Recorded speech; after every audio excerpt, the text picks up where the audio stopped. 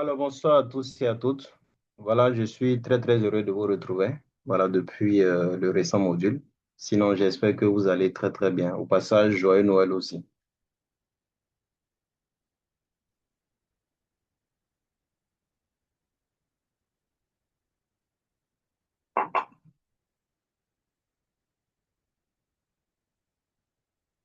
Alors, si vous me recevez, merci de confirmer.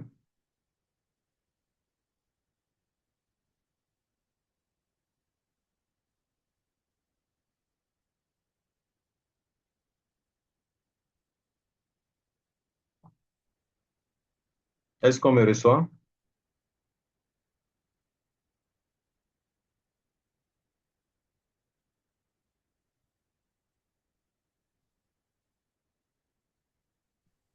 Oui, ça va. Moi, je vous reçois. Très bien. Bonsoir. OK.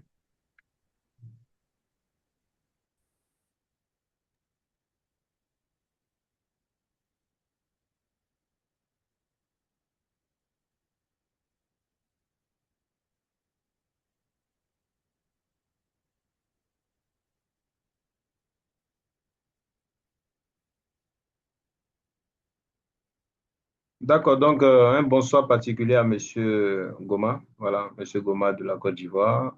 Paul Taï. Voilà, bonsoir à vous. Galaxy S8 peut ouvrir son micro pour se présenter.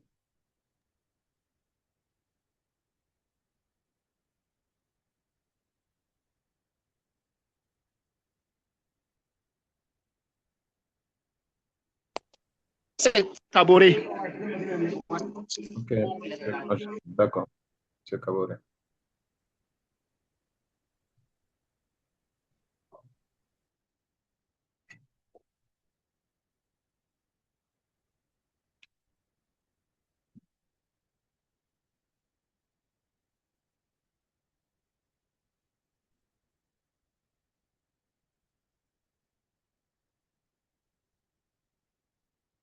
Alors, donc, comme convenu, voilà, nous y sommes, voilà, pour ce module de ce soir.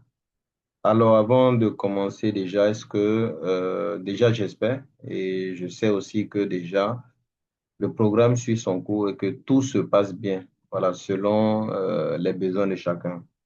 Donc, s'il y a des questions, vous pouvez ouvrir votre micro et les poser s'il y a des inquiétudes, déjà que nous sommes à un module de la fin. Est-ce qu'il y a des questions?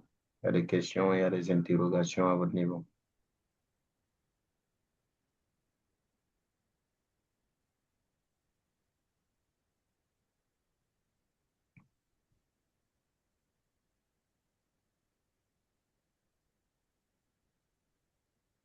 Question, interrogation. Monsieur Jean-Pierre Bonkungu, bonne arrivée, bonsoir à vous.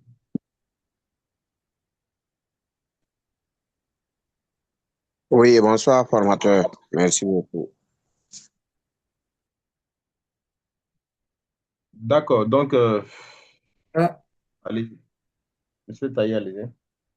oui, c'est en même temps une question et puis une interrogation. Bon, OK.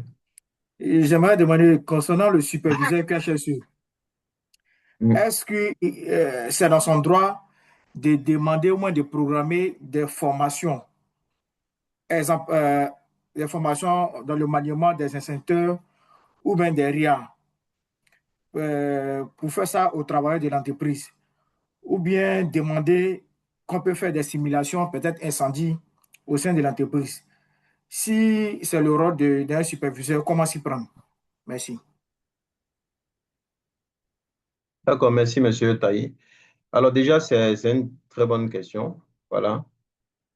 C'est le rôle du superviseur QHSE. Voilà, parce que de base, déjà, partant même du premier module, le rôle et responsabilité, nous sommes responsables donc de la santé, de la sécurité donc de nos travailleurs, donc ressources humaines, et aussi ressources matérielles, et aussi travailler de sorte à ce que nos activités, voilà, aient moins ou du moins n'aient pas d'impact sur l'environnement.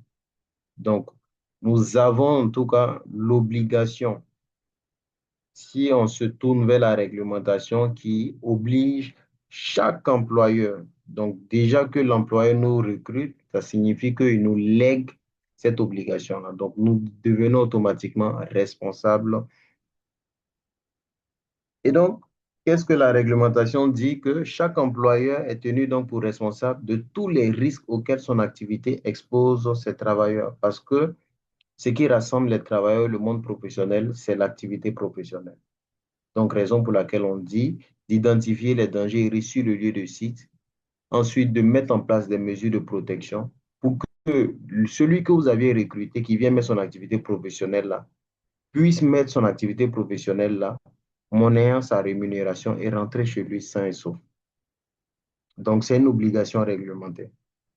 Donc, déjà que nous sommes HSE, nous avons pour obligation donc de pouvoir travailler avec cette obligation.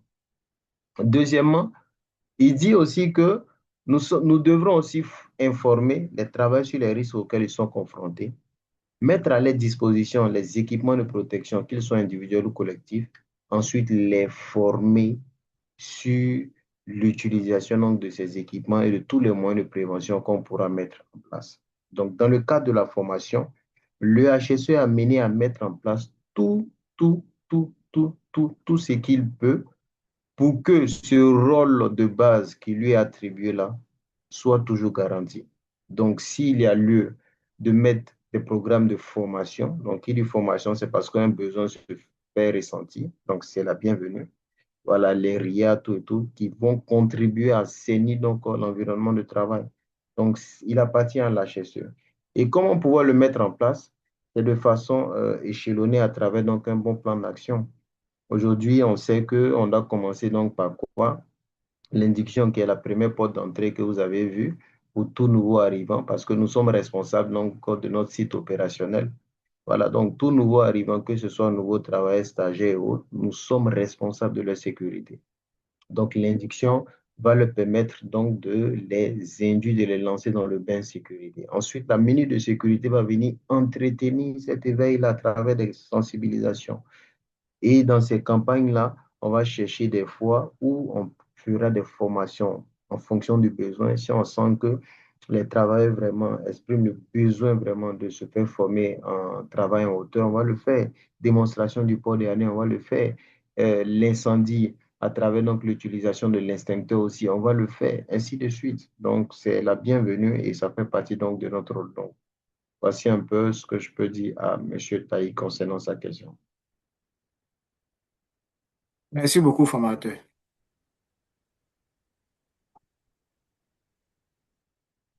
Merci, Monsieur Taï. Donc, pour les autres aussi, s'il y a une question, n'hésitez pas à ouvrir votre micro. Alors, donc, comme vous allez le constater, ce module-là ne fait pas partie vraiment du chronogramme qui avait été établi. Mais par la suite, nous avons jugé donc essentiel vraiment pour accompagner, pour ajouter en tout cas ce module-là qui vient encore renforcer même voilà, le contenu. Donc, ça sera forcément quoi? L'analyse des tâches critiques, une technique d'évaluation des risques. Pourquoi? Parce que un HSE qui ne sait pas faire une analyse des tâches critiques, ça sera difficile déjà pour lui de pouvoir exercer, de pouvoir utiliser tous les outils qu'on met en place pour pouvoir analyser ces tâches critiques-là. Ça sera donc difficile aussi pour lui. Donc, c'est la raison pour laquelle, voilà, on sait que décembre, c'est beaucoup coincé. On a voulu quand même mettre ce programme-là en place. Alors, donc, on va débuter. Voilà, on va débuter donc avec ce qui nous réunit, l'analyse donc des tâches critiques. Donc, je rappelle le principe de base. S'il y a des questions, vous ouvrez votre micro et vous posez votre interrogation. Alors, on verra donc les concepts de base, l'analyse donc des tâches critiques et les risques qui y sont associés et son application. Donc, pour toute formation, naturellement, il y a forcément des objectifs. Donc, ça sera d'être à mesure d'identifier les tâches qui sont critiques dans l'entreprise et afin d'éliminer donc toute source donc d'exposition. Pour vous, quand on parle d'analyse des tâches critiques, qu'est-ce que c'est? Qu'est-ce que ça doit représenter pour vous? Analyser une tâche critique. Pourquoi analyser une tâche critique pour vous?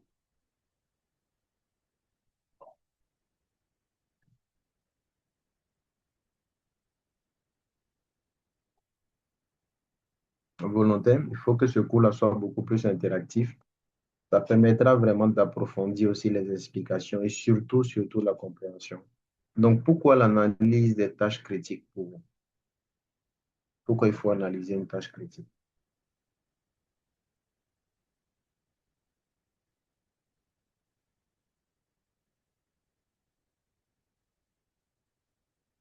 Involontaire.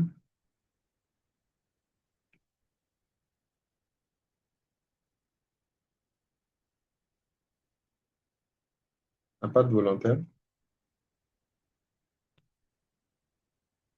Pourquoi c'est important d'analyser une tâche critique?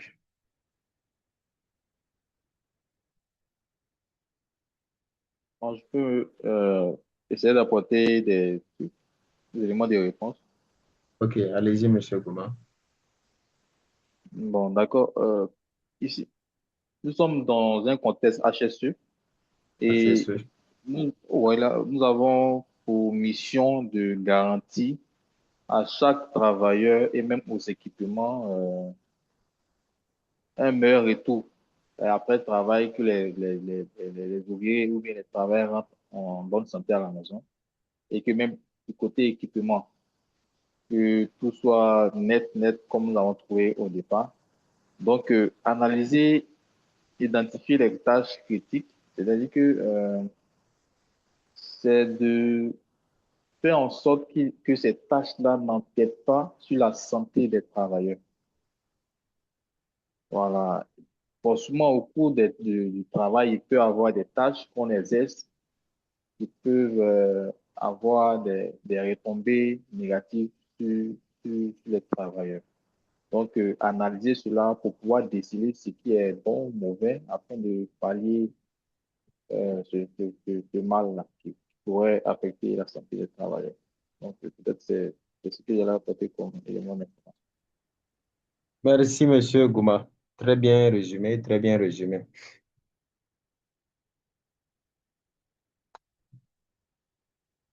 Alors, donc, à travers donc, ce préambule-là, l'analyse donc des tâches critiques devient donc pour nous un outil d'anticipation qui va intervenir dans le cadre de quoi? De la prévention. Quand on sait que prévenir, c'est travailler à éviter. Donc, j'essaie même de pouvoir restructurer tout simplement. On sait que en tant que HSE, comme M. Gomois l'a dit, nous sommes amenés à exprimer notre fonction en entreprise. Donc, qui dit en entreprise, c'est le lieu de travail. Et le lieu de travail, qu'est-ce que c'est? C'est le lieu de l'implantation des postes de travail. Voici comment on essaie de cartographier même euh, le métier de HSE. Donc, le lieu de travail, le HSE est amené à s'exprimer dans le lieu de travail. Il est responsable de la santé et de la sécurité donc, des travailleurs. Mais dans le lieu de travail, c'est le lieu de l'implantation des postes de travail. Et un poste de travail, c'est quoi?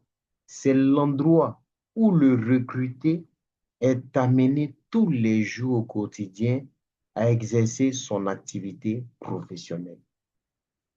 Parce que ce qui lie un employeur à un employé, c'est l'activité professionnelle moyennant la rémunération. Donc, nous qui sommes HSE, nous devrons déjà aller identifier les risques partout sur l'entreprise parce qu'on doit protéger les travailleurs. Mais comment le faire? Est-ce à dire qu'on va se promener partout pour pouvoir faciliter même ce regard-là? Qu'est-ce qu'on doit faire? On doit aller dans les différents postes de travail. On doit pouvoir aller donc dans les différents postes de travail. Donc, dans le lieu de travail, il y a l'ensemble des postes de travail. Le poste de travail, qu'est-ce qui se passe là-bas? C'est l'activité professionnelle que chaque recruté a amené à exercer. Et donc, dans le poste de travail maintenant, chacun est amené à exécuter une tâche, qu'elle soit répétitive ou non. Et c'est ce qui détermine quoi? L'activité professionnelle de chacun. Dans le lieu de travail, on aura plusieurs postes, la mécanique, on aura la menuiserie, on aura le laboratoire. À l'intérieur du laboratoire, qui est le poste de travail, dans le poste de travail, par exemple, de la mécanique, le mécanicien pourra faire la soudure, il pourra réparer, il pourra faire plusieurs types de tâches. Et quand on prend, par exemple, le menuisier, il pourra aussi couper du bois, donc il pourra aussi faire plusieurs types donc, de tâches. Et donc, nous, on s'est dit, à travers quelque chose qu'on verra par la suite, que, et donc attention, dans les tâches qu'on exécute en entreprise, il y a des tâches qui sont critiques. Et qu'est-ce qu'on met en critique? Ce sont ces tâches-là qui ont un potentiel donc d'entraîner quoi? Des dommages donc avec beaucoup plus de sévérité. Donc, nous, on dit attention, il faut qu'on arrive à encadrer l'exécution de ces tâches critiques. Voici pourquoi on arrive à intégrer aujourd'hui l'analyse donc des tâches critiques qui se veut être quoi? Un outil d'anticipation qui rentre dans la prévention avant l'exécution donc, de ces tâches qu'on dit critiques. Donc, elle permet naturellement d'anticiper sur les risques pouvant survenir au cours même du travail, au cours de la tâche même critique. Donc, il va falloir donc faire quoi? Rechercher à prévoir les éventuels risques pouvant se produire, d'anticipation, ensuite travailler donc à pouvoir les maîtriser. Alors, donc, il faut savoir donc que pour l'analyse des tâches critiques, il y a plusieurs outils qu'on utilise dans le domaine QHSE. Et ces outils-là, on doit être beaucoup plus familier à ces outils-là. Hein? Et deuxièmement, on doit être en mesure de pouvoir donc utiliser ces outils. Le premier outil, c'est l'APR. L'APR signifie quoi? Analyse préliminaire des risques. Ailleurs, vous allez pouvoir voir APD, l'analyse préliminaire des dangers. Mais l'un dans l'autre, tant que le danger a un lien avec le risque, c'est prenable. Donc, APR comme APD. APR, analyse préliminaire des risques. APD, analyse préliminaire des dangers. Les plus couramment utilisés sur le terrain, c'est le GHA, qui est le Job Hazard Analysis, et aussi le GSA, qui est le Job Safety Analysis. Donc, ce sont les trois outils-là qu'on utilise très fréquemment dans le cadre donc d'un projet minier ou projet donc de toute envergure, qui permet vraiment, avec une certaine simplicité, de pouvoir analyser l'exécution donc d'une tâche partant même donc du mode opératoire de l'activité. Sinon, à côté de ces outils, on en a plusieurs. On a Amdec aussi qui est là, qu'on utilise même pour les maintenances préventives. Donc, Amdec signifie analyse des modes de défaillance, de leurs effets, de leurs criticités. On a AZOP aussi qui est là, on a Lab des causes, on a le diagramme d'Ishikawa. On en a plusieurs outils qu'on utilise dans ce domaine-là. Mais ce qu'on utilise très fréquemment sur le terrain pour analyser les tâches critiques, c'est l'APR, c'est le GHA et le GSA. Et donc, certaines entreprises ont opté pour l'autorisation donc, du travail, qui consiste à effectuer donc, un travail si et seulement si l'analyse donc, de tâches est complétée. Donc, comment ça se passe sur le terrain? On nous dit qu'on doit avoir la capacité de pouvoir mettre en place ce qu'on appelle la culture sécurité. On sait que la culture sécurité, qu'est-ce que c'est? C'est que chaque travailleur en lui-même est les bases du QHSE et sache reconnaître un risque et peut aussi circonscrire même le risque là sans la présence donc du HSE. Donc, sur les différents sites, on a un ensemble d'éléments qu'on essaie de mettre en place pour que tout le monde soit acteur et non téléspectateur. Donc, vous allez voir, en fonction des tâches critiques, on va mettre des permis de travail par rapport à certaines tâches critiques, certaines tâches qui s'exécutent, par exemple, très rarement. Mais là aussi, c'est un autre sujet. Mais pour l'instant, nous sommes sur l'analyse donc, des risques. Donc, je rappelle encore que c'est un cours qui est très important. Un HSE qui ne sait pas utiliser ces outils, c'est très compliqué, qui ne connaît pas, qui n'a pas connaissance, qui ne sait pas analyser une tâche critique, c'est très compliqué. Donc, n'hésitez pas à poser des questions. Et donc, l'analyse donc, des risques peut être effectuée pourquoi? Pour un projet ponctuel qui se fait une seule fois, construction, etc. Pour une activité donc répétitive aussi qui se fait, par exemple, en boucle. Voilà. Mais une tâche, par exemple, même de petites tâches aussi, de petite taille, l'analyse donc des tâches aussi donc, peut se faire. Elle dépend donc des différentes activités et de l'appréciation même de l'entreprise en question. Mais lorsque l'analyse donc des risques se fait de manière répétitive pour une même activité, on la remplace par quoi? Par une procédure d'opération sécuritaire. Qu'est-ce que signifie une procédure? En HSE, on va beaucoup plus parler de procédure. HSE, rédige une procédure. HSE, fait ci, procédure. Qu'est-ce que c'est une procédure? Une procédure, c'est quoi? C'est une décomposition d'une activité qu'on veut faire étape par étape jusqu'à la fin donc, de l'activité. C'est-à-dire, si on veut préparer une sauce graine, HSE rédige donc une procédure donc, pour pouvoir préparer une sauce graine. Donc, toutes les étapes qu'il faut suivre pour pouvoir préparer une sauce graine, ce sera donc la procédure. Et donc, quand on parle de procédure d'opération sécurité, ce sera l'ensemble des étapes qu'on mettra en place pour que l'activité en soi se fasse de façon sécuritaire, pour que tous ceux qui arrivent, que ce soit nouveau, sachent que, attention, voici la procédure qui est déjà écrite, voici les étapes que je dois pouvoir suivre, même si le HSE n'est pas là. Donc, lorsque vous avez une activité, par exemple, en entreprise, il y a des activités qui se font de façon répétitive. Quand vous êtes sur votre poste de travail, par exemple, tous les jours, je prends un exemple, hein, voilà, tous les jours, vous êtes amené, par exemple, qu'est-ce que je vais dire, à travailler sur la machine. C'est une tâche répétitive. Vous n'allez pas dire chaque jour, il faut analyser. Non.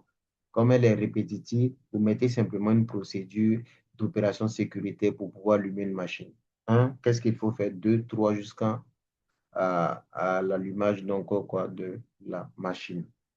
Donc, voici la différence entre l'analyse des risques et quoi? Les procédures. La procédure, c'est pour ne plus se fatiguer à chaque jour venir encore faire la même analyse là.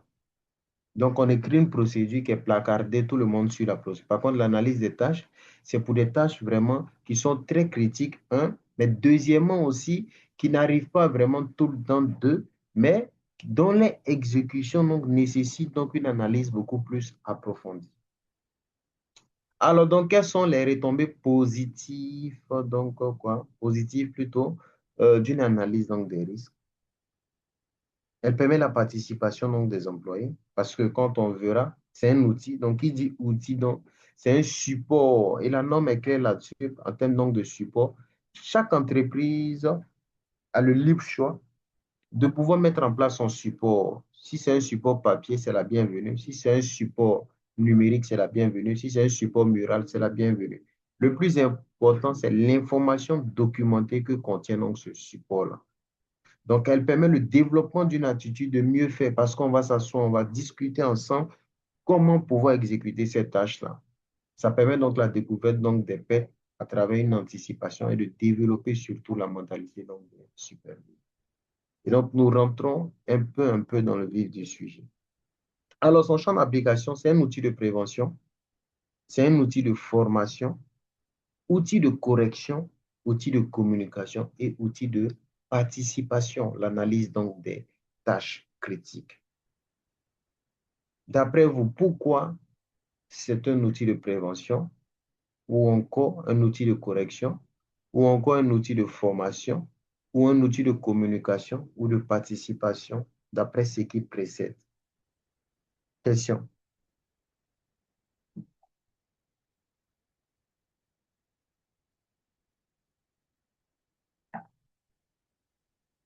Question, on va échanger. Pourquoi on participe? Pourquoi c'est un outil de prévention, de formation, de correction, de communication et de participation?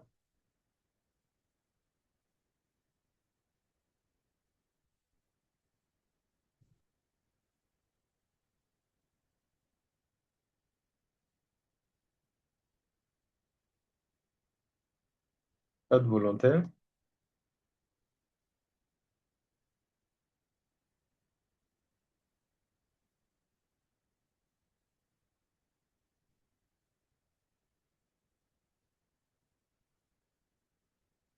Personne ne veut se prêter au jeu ou on peut avancer?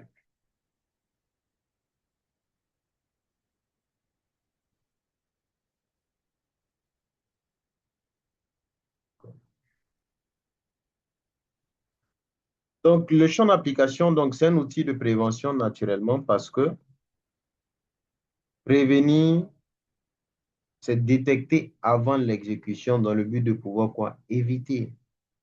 Correction, parce que directement avant l'exécution donc, de la tâche, quand on va discuter, peut-être l'autre pourra dire, moi je pense que peut-être il faut assimiler telle chose, il faut peut-être essayer telle chose. Et dans ça, l'autre peut corriger en même temps les erreurs, parce que le but, c'est de pouvoir travailler de façon sécurité avant l'exécution donc, de la tâche. Donc l'autre peut peut-être penser pouvoir proposer mieux, mais quelqu'un peut-être qui a beaucoup plus d'expérience pourra dire non, si nous devrons faire les langages, voici ce qu'on doit pouvoir prendre en compte. En faisant ça, on peut avoir tel risque. Donc, voici ce qu'on doit pouvoir faire. Et on se corrige mutuellement. Outil de participation, parce que si on discute, si on discute naturellement, ça sera donc une implication conjointe entre toutes les parties prenantes. Et qui dit participation, il faut un outil donc de langage. Donc, on va communiquer Et formation parce que tout le monde apprend. Le HSE, qui n'est pas le technicien, arrive aussi à comprendre même de l'expertise même des différents techniciens. Le mécanicien, c'est lui l'expert, il pourra dire voici comment on va pouvoir l'assembler. Le HSE pourra aussi apprendre son activité se fait. Et lui également aussi, ça le permet aussi donc d'apprendre donc sur les bases liées donc à la santé, à la sécurité donc dans son domaine. Et donc on va regarder aussi une vidéo et voir un peu, discuter par la suite.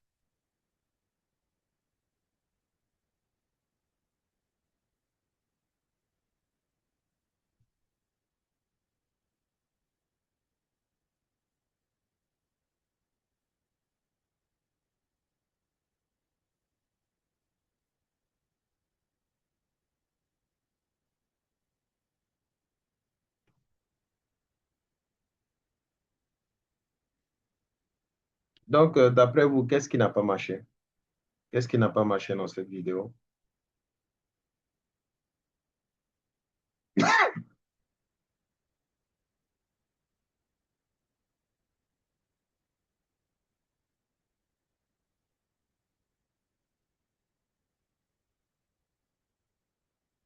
Qu'est-ce qui n'a pas marché dans cette vidéo?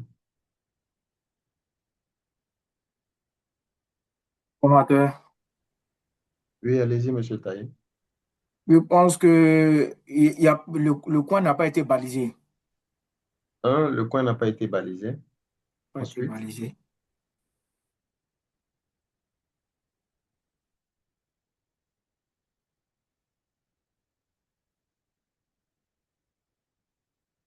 le coin n'a pas été balisé. Ensuite, qu'est-ce qui n'a pas marché? Autre Moi, point je, qui n'a pourrais- pas marché. moi, je pourrais ajouter, c'est dans la manœuvre même. OK, dans C'est la dans la manœuvre. manœuvre. Voilà. Lorsqu'il y a quelqu'un, par exemple, qui est à côté de la machine, peut-être Oui, on doit dire, par exemple, de prendre telle mesure, mais il a fait ça brusquement. c'est ça. Donc, voilà. Donc, ici, il faudrait plutôt dire que quand il y a quelqu'un, voilà comment faire pour mettre le godet à tel niveau, doucement. Pour un peu s'assurer même déjà qu'il n'y a rien dans le godet avant de tourner. C'est ça. Et voilà, c'est un peu ça. Merci, Monsieur Gouma. Autre chose Mais qui n'a pas marché. il y a aussi celui qui a arrêté là, qui n'a pas porté de casque. Il n'a Donc pas là, porté de casque. oui, je pense, hein. Oui, il n'a pas porté de Donc, casque. voilà, donc c'est un peu aussi dangereux. Voilà. Merci, Monsieur Gouma. Et donc, c'est ça. Voilà, c'est Formateur. ça. Il y a Oui, aussi, bon, on n'a pas déterminé le périmètre de sécurité. Et puis on n'a pas auparavant, déterminé le périmètre de sécurité. on allait faire peut-être un cadre de sécurité. Et puis on allait Donc, parler cadre de peut-être sécurité. quels sont, on appelle ça, les convenants de la machine. Je ne sais pas si c'est la OK, pêche chargeuse, mais c'est une excavatrice. On allait parler du danger. c'est Là, au ça. moins, les ouvriers allaient connaître comment procéder face à cette machine. Merci, Monsieur Taï. Très bon complément. Donc, c'est essentiellement ça. Donc, vous voyez que ici, cette vidéo est mise pour mettre en lumière ce qui précédait. Donc, quand on analyse une tâche critique, toute l'équipe avant l'exécution, ça permet donc de pouvoir corriger toutes ces non-conformités qu'on vient d'observer là. Parce qu'avant l'exécution de la tâche, on va s'asseoir. Toutes les parties prenantes s'asseyent. Bon, les amis, on doit faire une activité, donc on va faire l'analyse donc, des tâches critiques avec l'outil, le GHA par exemple. Le HSE, lui, c'est sur le plan sécurité, les autres sont les techniciens. Il ne connaît rien de leur technicité, mais lui, il intervient sur le plan sécurité. Donc, il dira pour le travail qu'on doit faire, quelles sont les étapes. Le machiniste pourra dire, bon, déjà, il faut rassembler le tas de sable. Ensuite, si on a déplacé le tas de sable, il faut que déjà moi, je m'avance. Et ensuite, je dois prendre mon godet pour pouvoir le ramasser au fur et à mesure jusqu'à finir. Et ensuite, peut-être faire le remblayage. Donc, ensemble, on essaie donc de toute l'étape qu'on doit pouvoir faire. On essaie donc encore de citer toutes les étapes. À chaque étape, maintenant, quels sont les risques qui peuvent arriver? Pendant la mise même en mouvement même de la machine, qu'est-ce qui peut arriver? Ensemble, on cite les risques. Le grutier, le machiniste, il a l'expérience, donc il saura dire, ah, souvent, voici ce qui peut arriver. Donc, si ça peut arriver, qu'est-ce que vous proposez pour éviter que ça arrive? On propose des mesures. À chaque étape, on propose des mesures. À chaque étape, on propose des mesures. On évalue, on propose des mesures. Et quand on finit, tout le monde est là, tout le monde savait les risques, comme M. Taïl a dit, les risques auxquels peut-être soit l'engin, l'environnement ou encore les personnes même sont exposées. Et donc, chacun commence à prendre garde. Quand souvent l'information qu'on reçoit avant peut jouer même sur notre capacité à pouvoir agir. Si vous arrivez dans un quartier, on vous dit tel couloir là, à éviter de marcher là-bas à 22 heures. Même si vous allez marcher à 22 heures, vous êtes déjà averti, vous êtes un averti, vous prenez des précautions qu'il faut parce qu'on vous a déjà averti. Et donc, c'est comme ça aussi l'analyse d'état de sécurité. Quand on finit ça, chacun est déjà briefé déjà sur tous les risques qui peuvent arriver et sur les mesures sur lesquelles on s'est entendu que chacun doit pouvoir respecter. Et on finit ça, on fait le cadre de sécurité et après, l'activité suit son cours. Donc, le balisage, comme M. Taïl a dit, l'inspection de l'engin, le port des EPI et plus particulièrement pour les excavatrices ou les chargeuses, comme dans la vidéo, il y a ce qu'on appelle les zones d'exclusion qui tiennent compte de la longueur même quoi, de sa flèche. Où il y a le godet là, c'est sa flèche. Donc, si c'est une excavatrice, la longueur même de sa flèche même peut aller jusqu'à 10 mètres souvent. Donc, en fonction de ça, on essaie de faire une rotation sur elle-même pour pouvoir déterminer les zones d'exclusion, c'est-à-dire au fur et à mesure, les zones qui nous permettent, un, de nous rapprocher de l'engin sans toutefois nous exposer, parce que c'est un engin, tout peut arriver. L'irréparable peut arriver, il peut perdre le contrôle long de son engin. C'est les choses qui arrivent. Donc, on tient compte de tous ces éléments-là lorsqu'on travaille plus précisément avec quoi? Les excavatrices et aussi donc quoi? Les chargeuses ou encore même les tractopelles, etc., etc. Donc, voici un peu. Donc, on continue par la suite. On verra dans quelques terminologies. L'emploi. L'emploi, c'est tout ce qu'on a déjà vu, hein. Voilà, donc c'est l'emploi donc, que détient une personne acceptable pour pouvoir exécuter son activité professionnelle. La tâche, déjà, c'est ce pourquoi on a été recruté. Elle sera critique lorsqu'elle a un potentiel d'engendrer quoi, une perte importante. Et donc, une perte, naturellement, gaspillage de ressources, le danger, c'est tout ce qu'on a vu. Une menace qui a un potentiel de pouvoir créer quoi, des dommages. Et le risque, c'est en vrai, ce sont les dommages que le danger peut pouvoir produire. L'électricité, c'est une menace qui peut créer des dommages. Quel dommage? Il peut électrocuter, il peut électriser. Donc, ces dommages-là sont les risques. Risque d'électrocution, risque donc d'électrisation. La déviation, donc, comme une pratique qui est hors norme, une pratique qui n'est pas conforme à ce qui doit être. Donc, on parle de déviation, c'est ça. À la maison, l'enfant, il est là, il rentrait toujours à 19 heures. Quand il commence à rentrer à 20 heures, il dévie. Ce sont les petites interpellations qui doivent nous interpeller. Une procédure, comme on a dit, c'est une description étape à étape de comment procéder du début à la fin pour accomplir une tâche de façon comment appropriée en fonction donc de notre objectif. Et enfin, une pratique, c'est quoi? C'est une série de guides aidant à l'exécution d'un travail spécifique qui ne peut pas toujours donc se faire de la même manière. Alors, donc, trois messages à garder en mémoire. Toute déviation peut engendrer un événement dont on ne maîtrise pas la gravité. On a vu que la déviation, c'est tout ce qui n'est pas normal, tout ce qui nous éloigne de ce qui doit être. Et là, on nous dit, toute déviation peut engendrer un événement dont on ne maîtrise pas la gravité. Et ça se voit même en famille partout. Beaucoup aujourd'hui se concentrent sur les conséquences. Quand les conséquences arrivent, nous, il y a forcément des signes précurseurs dont on n'a pas prêté attention. Et c'est pour cela, nous, en entreprise, on met l'accent sur les incidents, sur les quasi-accidents. Quand vous prenez le cas à la maison, même avec les enfants, les petits frères et sœurs, il y a des déviations qui commencent, mais sauf qu'on ferme les yeux là-dessus. Et après, l'enfant devient autre chose. On veut maintenant traiter quoi? La conséquence. En ce moment, c'est difficile. Mais lorsque les habitudes de l'enfant commencent à changer, il commence à rentrer à 22 heures, il commence à changer de coiffure, ses moyennes commencent à diminuer, ce sont des déviations. Ils doivent nous interpeller en nous posant des questions, mais que se passe-t-il pour essayer donc de corriger dès le début. Ensuite, de déviation. Déviation, on se rapproche de l'accident. Et enfin, les déviations non corrigées aujourd'hui deviennent quoi? Les standards de demain. Comme quelqu'un le dit ici, il y a un thème beaucoup plus qui dit que lorsque, je ne sais pas trop, j'ai un peu oublié, c'est pour paraphraser, pour dire que lorsqu'il y a la considération après les foutaises naissent, c'est parce qu'on commence à causer que demain, tu peux me faire des foutaises. Voilà. Et donc, lorsque les déviations vont continuer à se répéter après, les gens vont prendre cette déviation-là donc comme une habitude. Ils vont aussi se diront certainement, ici, aujourd'hui, vous allez tolérer. Il a dit qu'il n'a pas son casque parce que il met un argument devant. Demain encore, ça sera pratiquement pareil. Et après, maintenant, il va dire, bon, le HSE, même si on ne porte pas casque, naturellement, il ne parle pas. Donc, faisons attention encore aux déviations. Et le risque, donc, il serait forcément égal à la gravité. Ici, qu'on parle donc du danger, ça peut se comprendre, multiplié par l'exposition. Donc, ça peut aussi donc se comprendre. Donc, le risque ici, quand on parle du danger, c'est la gravité même du travail en hauteur qui est mis en évidence ici. Et on revient avec l'incertitude donc des conséquences qui nous dit pourquoi on doit mettre l'accent sur les déviations. Donc, qui peut nous aider à travers donc,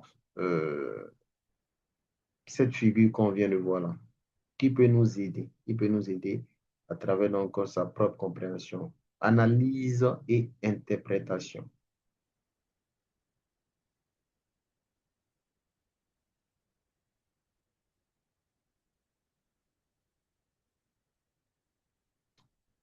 Il faut qu'on participe, c'est plus en participant que tout le monde essaie de comprendre. C'est un cours qui est très, très dynamique, vu de son importance.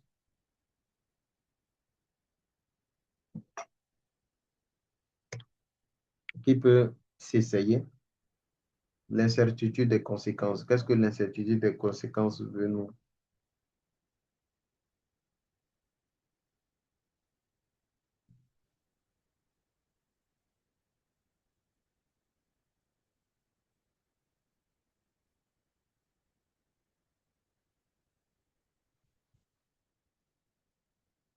Un volontaire.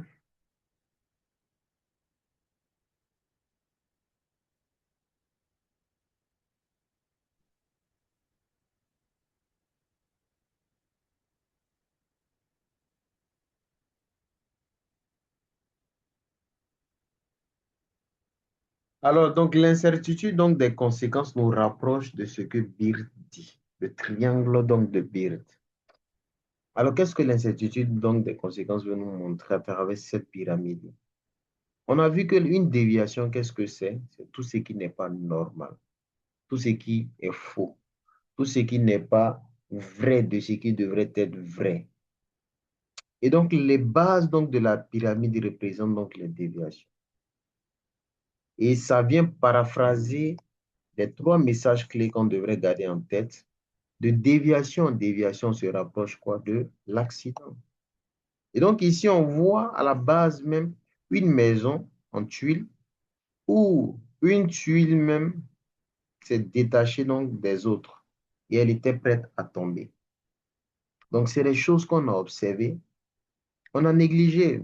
Peut-être l'enfant a signalé, papa dit il n'a pas le temps ou il n'a pas les moyens pour le moment. Donc, on a observé. Ensuite, vu qu'une s'est desserrée, les autres aussi vont commencer à se desserrer. Et ici, on paraphrase pour dire que de déviation en déviation, plusieurs déviations. Donc, les chiffres ici qu'on a, c'est des chiffres qui ne sont pas forcément, comment je vais dire ça, il ne faut pas cas de la réalité. C'est juste pour montrer beaucoup plus le contenu de ce que l'incertitude et les conséquences disent. Donc, lorsqu'on a des déviations qu'on néglige, de ces déviations-là naîtra plusieurs autres déviations, donc 600. Donc, ici, on voit que les tuiles là vont commencer à tomber. Et là encore, si rien n'est fait, vous allez voir sur les 600 là, 30 vont commencer à devenir sérieuses en causant quoi? Des dommages. Donc, demain, quelqu'un, l'oncle viendra à la maison, il va garer son véhicule. En ce moment, on oublie qu'il y a une tuile même qui veut quitter. Et donc, ça va tomber sur sa vitre. Et là encore, si rien n'est fait, de déviation, cette déviation va se rapprocher donc de l'accident.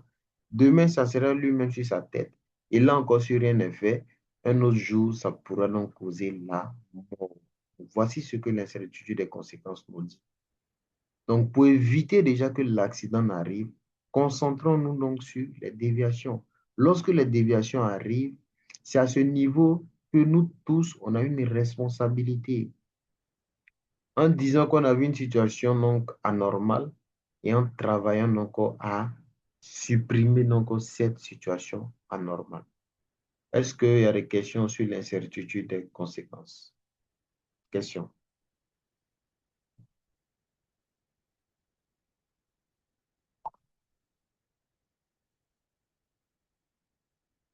D'accord. Donc, on peut avancer donc. Et la Donc, moi, je voulais deuxième... poser une question. Monsieur, Oui, monsieur.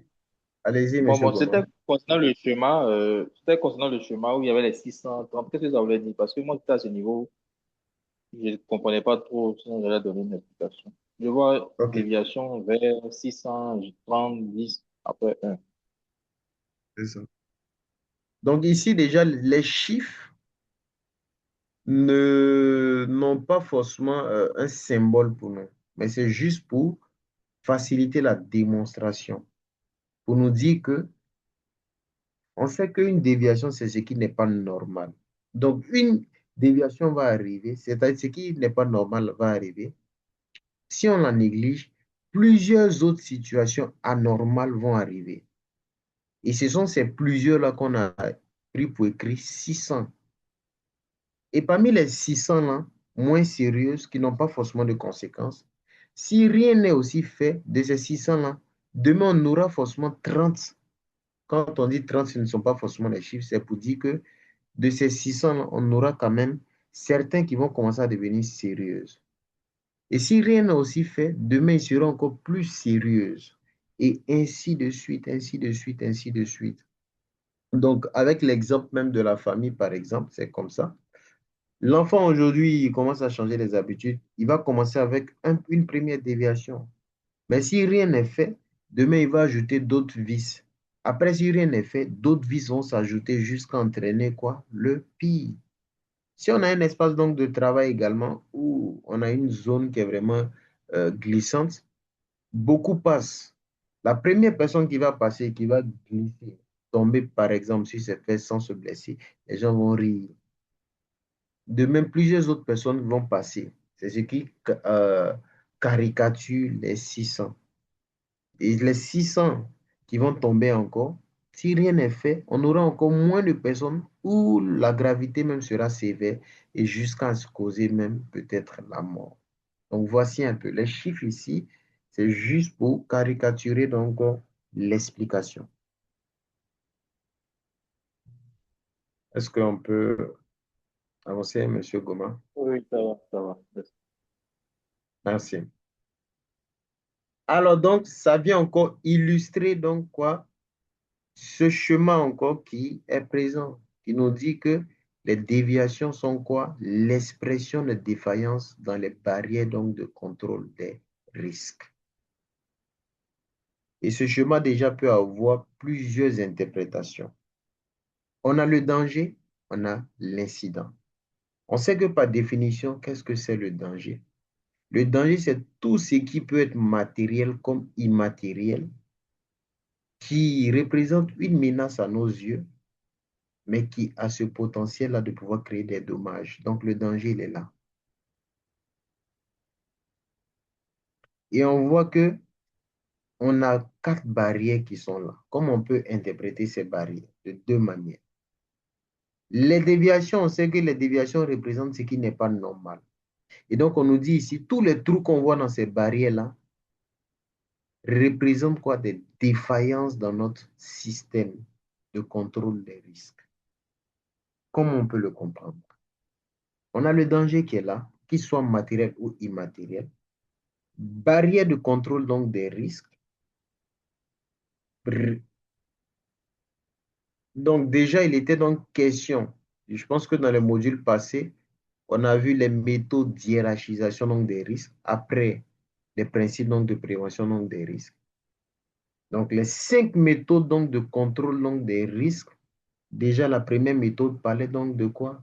De l'élimination. Un risque donc qui est quoi? Qui est évité. On ne peut plus travailler à pouvoir le quoi? Le traiter. Et ceux qui ne peuvent être évités, qu'est-ce qu'on fait? On va les substituer en remplaçant ce qui est dangereux par ce qui est moins dangereux.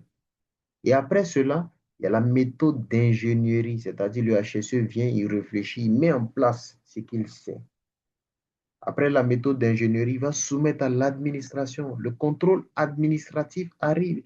Le HSE dira, j'ai fini ma part, voici les moyens dont j'ai besoin, les ressources dont j'ai besoin pour que le travail que j'ai demandé là puisse avoir un résultat. Donc, le contrôle administratif. Et lorsque l'administration les valide, ça finit par quoi? Par l'admission donc, des ports des EPI. Donc, on a 5 barrières donc, de contrôle des risques. Ici, on a beaucoup plus caricaturé avec 4, mais ça se comprend. Donc, pour dire que dans chaque barrière, s'il y a des défaillances, on va se rapprocher donc de la survenue donc, du risque. Dans chaque barrière, s'il y a des défaillances. Dans la première barrière, il y a l'élimination qui met même en évidence la capacité même du HSE à pouvoir identifier les risques. Pour dire que si on n'a pas un bon HSE, qui n'a pas l'œil qu'il faut pour pouvoir identifier les risques, ça va représenter quoi? Des défaillances. Ça va représenter quoi? Les déviations dans la première barrière. Ainsi de suite, dans la deuxième barrière, s'il n'a pas cette capacité encore de pouvoir substituer, ça va représenter encore des défaillances qui vont toujours rapprocher le danger à la survenue des risques. Ainsi de suite, si sa méthode d'ingénierie encore se veut être insuffisante, elle va conduire jusqu'à la survenue donc de l'incident. Une autre interprétation, on peut reconsidérer donc quoi ces barrières-là comme les 5 éléments donc, du 5M qu'on appelle le diagramme d'Ishikawa, qui amène un outil de qualité comme un outil de santé et sécurité.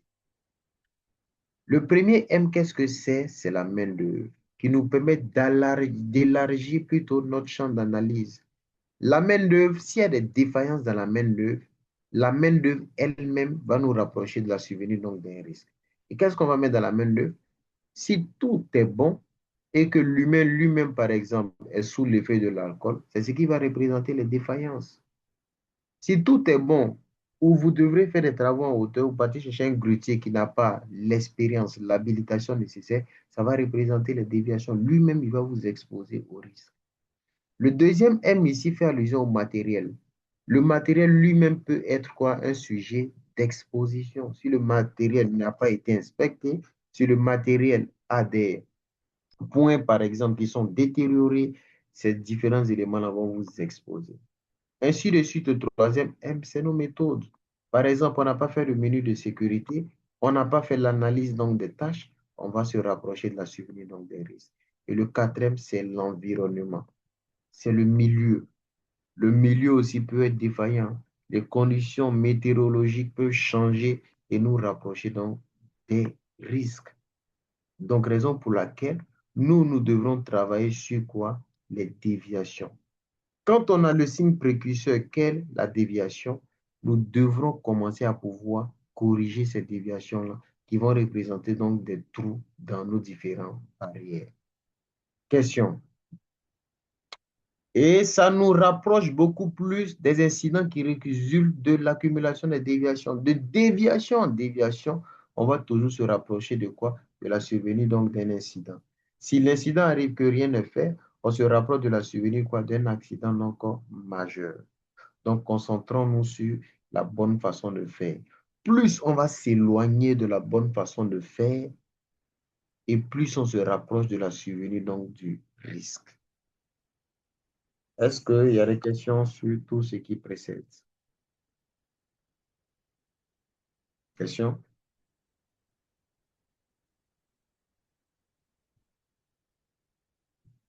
D'accord, donc on peut continuer.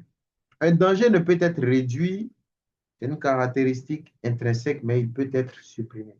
Donc ici, ça peut prêter à confusion quand on dit un danger ne peut être réduit, c'est vrai, mais il peut être supprimé. Ici, quand on parle de supprimer, c'est contenir le danger.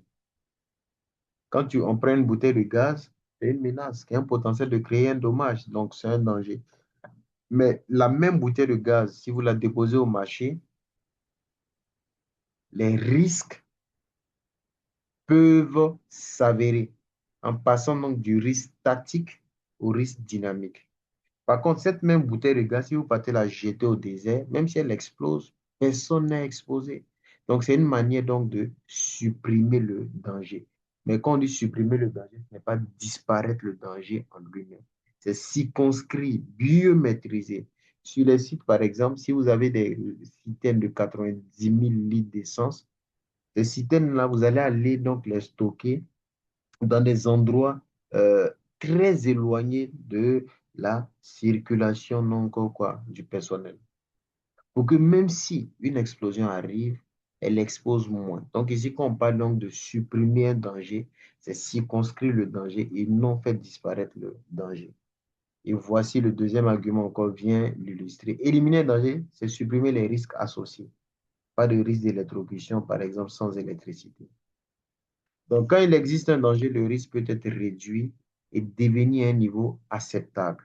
Donc, vous allez voir sur plusieurs sites aujourd'hui, l'analyse donc des risques est le signe précurseur avant l'exécution donc de toute activité. On évalue et lorsqu'on le met à un niveau acceptable, l'employé peut exécuter donc cette tâche-là. Donc, deux notions donc à distinguer. Quand on regarde par exemple sur cette figure-là, le danger, automatiquement, on sent que c'est le ravin. Le ravin qui est le gros trou. Donc, on voit que c'est une menace. Il y a un potentiel de créer donc des dommages. Donc, on voit que le conducteur peut faire une sortie de route et tomber dans le ravin. L'exposition, forcément, ça sera la voiture qui circule et il risque de basculer dans le vide. Alors, donc, comment contrôler donc ce risque-là? Chacun donc pourra proposer. Déjà, on va travailler sur le matériel à travers la maintenance, sur la main-d'œuvre, l'habilitation même du conducteur, les méthodes, les panneaux, limitation donc de vitesse, les ralentisseurs, etc., etc., l'éclairage. Donc, l'un dans l'autre, on pourra proposer, mettre des garde-corps qui répondent donc au principe donc de protection donc collective par obstacle, par exemple. Les dangers chez nous, donc on va aussi observer ces tâches-là et discuter.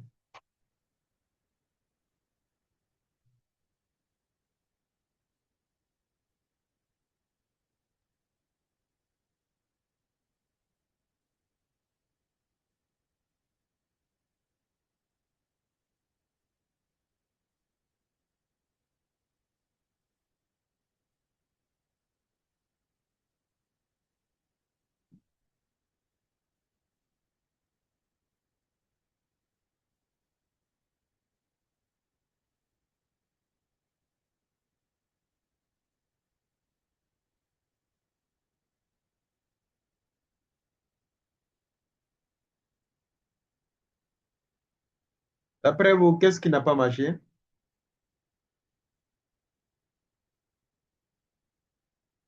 Sur cette vidéo-là, qu'est-ce qui n'a pas marché? Bon, ici, je vois si c'est un grutier ou bien une pelle, un grutier, non, qui est dans un porte-chat et en même temps qui soulève une charge lourde. C'est pas, peut-être que c'est de là qui vient l'erreur. Il n'était pas agrippé. Oui. C'est là que c'est de là qui vient l'erreur. Parce que quand le tir balance, on voit que la grue comprend le camion qui bascule. Voilà. Merci, M. Goma. Autre proposition. Qu'est-ce qui n'a pas marché ici? Formateur, Allez-y, M. Taï. je me demande même si le grutier regarde son tableau de charge. Normalement, il doit savoir la charge maximale de sa grue. Normalement, il doit C'est avoir ça. un tableau de charge pour voir la capacité avant de soulever. Et puis, il voit aussi que celui qui le signale aussi, normalement, son signaleur qu'en bas ne fait pas son rôle. Lui-même cherche à fuir aussi. Et puis, je ne sais pas s'il a une habilitation aussi. C'est ce que je vois. Merci, Monsieur Taï. Donc, on verra donc par la suite ce que Pareto nous dit et la raison pour laquelle il insiste sur le droit de regard pendant l'exécution donc, de ces tâches critiques. Une main est levée, allez-y. Une main était levée, allez-y. Oui, oui, formateur. Monsieur Kabore, allez-y. Pour moi, je dirais que la grue là n'a pas bien posé ses chemins là. Parce que je dirais que pour faire ce genre de travaux, la grue elle-même a des chemins que doit les poser avant de commencer le travail. Mais pour moi, on dirait qu'il n'a pas posé ces chemins là.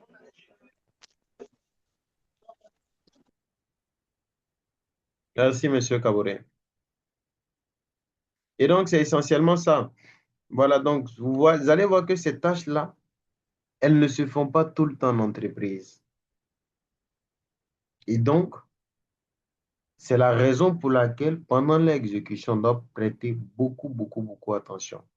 Parce que quand ces dommages-là arrivent, soit le responsable même de la grue, si la mort ne s'ensuit pas, il y a des pertes quand même financières parce que tu paies ta grue, tu achètes au moins une grue à 50 000 euros et que tu paies cette grue-là, c'est beaucoup d'investissements de prêts qui peuvent même arrêter même les activités d'une entreprise. Ça, c'est le un. Le deuxième niveau, si le grutier, il paie sa vie, là encore, il y a beaucoup d'autres choses encore qui viennent jouer encore sur l'entreprise. Et donc, pour ces activités-là, on va prêter beaucoup attention. Pour l'analyse, on va toujours se concentrer sur les 5 M. La main-d'œuvre, comme M. Taï l'a dit, on va s'assurer que le grutier lui-même ait l'habilitation en tant que grutier, avec un certificat qui le prouve et qui est valide. Deuxièmement, le signaleur, on va travailler aussi, est-ce que le signaleur il a l'habilitation avec preuve à l'appui? Ça, c'est au niveau de la main-d'œuvre. Au niveau du matériel, la loi encadre tout ce qui est comme quoi, équipement sous pression ou suppression. Donc, les grues en font partie parce que ce sont des objets donc, qui aident à faire le levage. Donc, pour ces équipements-là, ce qui permet donc de les stabiliser et d'actionner le levage, ce sont donc des vérins hydrauliques avec de l'huile hydraulique qui bout à plus de 1000 degrés Celsius. Donc, ce sont des équipements très dangereux. Donc, ils doivent faire preuve d'inspection euh, fréquente, c'est-à-dire soit chaque 6 mois ou chaque 3 mois. Ça, c'est la réglementation l'encadre. C'est une obligation, en tout cas pour tout propriétaire donc, de grue, d'avoir ce qu'on appelle le certificat d'expertise. Généralement, c'est certainement délivré par APAV ou souvent même par Veritas, même qui interviennent même en Côte d'Ivoire. Donc, on va s'assurer que la grue elle-même a été déjà inspectée, a tout le certificat, l'habilitation. Ensuite, la main-d'œuvre aussi, pareil. Et enfin, on va voir le milieu. Le milieu, est-ce que le sol est bon? Parce que la grue fait sortir des béquilles pour pouvoir se stabiliser. Tout le contrepoids là ne reste pas sur ces pneus parce que le pneu, donc, avec la pression, peut exploser. Donc, il faut que ces béquilles sortent pour pouvoir stabiliser la grue. Donc, si ces béquilles-là ne sont pas sur un sol qui est vraiment stable, la grue peut être en déséquilibre. Le troisième niveau, c'est les différentes méthodes qu'on pourra mettre en place à travers l'inspection de la grue, nous-mêmes en tant que QHSE. Et qu'est-ce qu'on va mettre dans l'inspection? Je pense que pour le coup donc, des EPI et PC, un support avec un ensemble d'équipements, de checklists ont été publiés dans le groupe. Donc, vous allez voir une grue. Donc, nous, en tant qu'HSE, si on intervient dans un projet, lorsqu'on doit utiliser une grue, on doit pouvoir inspecter la grue. Inspecter la grue, c'est tous les éléments censés qui peuvent exposer donc quoi, les usagers et encore les personnes même environnementales. Donc, M. Tailly a parlé d'un point qui est très important, notamment le tableau de charge. On va regarder d'abord, est-ce que la grue elle-même a un tableau de charge? Parce que si ces inspections, cette analyse-là n'est pas faite avant, Ne soyons pas étonnés que pendant l'activité, le pire arrive. Raison pour laquelle l'analyse des tâches se veut être anticipateur, préventif. Et donc, on va s'assurer, est-ce qu'il a le gyrophare, est-ce que son mât est bon, est-ce que ses béquilles sont stables, est-ce que l'indicateur de charge est bon, l'indicateur donc de vent est bon, la lame de recul, extincteur, tout ça, on va vérifier. S'il y a une moindre défaillance, on verra si on peut déclasser la grue ou encore chercher une autre grue. Donc, voici un peu ici ce qui n'a pas marché. Raison pour laquelle l'analyse donc des tâches devient un élément très, très important. Deuxième niveau ici, ce n'est pas un levage. Parce que ici, ils sont dans la manutention, donc l'action donc, de tirer, déplacer, mobiliser, etc. Donc, il fallait stabiliser. Sauf que ils ont mal arrimé donc leur poids. Et vous allez voir une grue, par exemple, d'une capacité de 80 tonnes, plus son mât va en hauteur et moins sa capacité à pouvoir soulever une charge aussi donc diminue. Donc, quand tout ça n'est pas pris en compte, c'est difficile donc que la prévention donc, soit à son sommet, quoi. Alors, donc, les risques chez vous, que sont-ils? En n'oubliant pas les mêmes principes. Plus on va s'éloigner donc de la bonne façon de faire, et plus on va se rapprocher donc de quoi? De la survenue donc des... Et ça nous permet donc d'expliquer ce qu'on appelle quoi? Le principe de Pareto, le principe de la minorité critique de Pareto, qui est un outil aussi qu'on utilise en qualité, comme aussi en santé, sécurité. Et qu'est-ce que Pareto nous dit? On a les tâches et on a les paies. Pareto nous dit, attention, en entreprise, les tâches qu'on exécute en entreprise là peuvent être comptabilisées à 100%. Mais de ces tâches-là, vous allez voir qu'il y a 20% des tâches qui sont critiques. Ce sont des tâches que vous ne faites pas tous les jours, comme le cas de la démobilisation avec la grue qu'on vient de voir. Ce sont des activités que vous allez voir qu'on ne fait pas tous les jours. Donc, ce sont ces activités-là qui vont représenter 20%. Et le reste, c'est 80% qui seront forcément moins critiques. Donc, Pareto dit, dans tout ce qu'on fait, il y a ce qui est important et ce qui ne est moins important. Donc, il nous dit, les tâches les plus importantes entraînent 80% nombre de pertes. Ici, on est en santé sécurité, donc on dira 20% de tâches critiques entraînent 80% nombre de pertes. Parce que les activités qu'on ne fait pas tout le temps, ils sont très critiques, mais si les risques auxquels ils exposent arrivent, ils entraînent 80% même de pertes, avec des dommages sévères. Comme le cas de la grue, il paie son investissement, ça représente 80%. Mais vous allez voir que 80% des autres activités moins critiques là entraînent généralement 20% nombre de pertes. Voici ce que Pareto nous dit. C'est la raison pour laquelle il dit, attention, mettez l'accent sur les tâches les plus critiques, mais sans toutefois aussi négliger les moins critiques. En qualité, comment on arrive à comprendre Pareto? Vous aviez votre fils qui fait la série C. Il a 100% de matière. Et donc, sur les 100% de matière, ces matières de base-là ne sont pas beaucoup. Ce sont elles qui représentent 20%. Vous allez voir que la série scientifique, c'est les maths, physique, qui ne sont pas beaucoup, mais qui représentent au moins 80% de pertes. Ou s'il a une mauvaise note dans ces deux matières-là, qui représente moins de pourcentage sur l'ensemble des autres matières, ça peut ça peut l'amener donc à ne pas avoir son examen. Par contre, celui aussi qui met l'accent sur les tâches les plus critiques, il arrive à avoir comme 80% de bénéfices. Et c'est ce que Pareto nous. Donc, en qualité, quelqu'un qui arrive à avoir 20 en maths, 20 en physique, même si le reste des 80 autres % des autres matières, il arrive à avoir 5, 10, etc., il aura quand même son examen. Donc, Pareto nous dit, si on doit l'utiliser en qualité, les efforts qu'on doit fournir dans l'atteinte de nos objectifs, faisons la part des choses entre ces efforts-là. Parce qu'il y a des efforts qui ont plus d'impact, mais qui sont moins, qui sont nombreux en fait. Mais par contre, il y a des moindres efforts qu'on fait qui entraînent en fait 20% donc, de productivité. Vous prenez un restaurant, ils ont beaucoup de clients. Et ça permet donc de faire ce qu'on appelle donc le suivi de la clientèle. Il y a des clients qui ne viennent pas tous les jours, mais quand ils viennent, ils peuvent dépenser peut-être même votre recette journalière. Parce qu'ils ne viennent pas tous les jours, mais quand ils viennent, ils peuvent dépenser 500 000, 200 000, 300 000.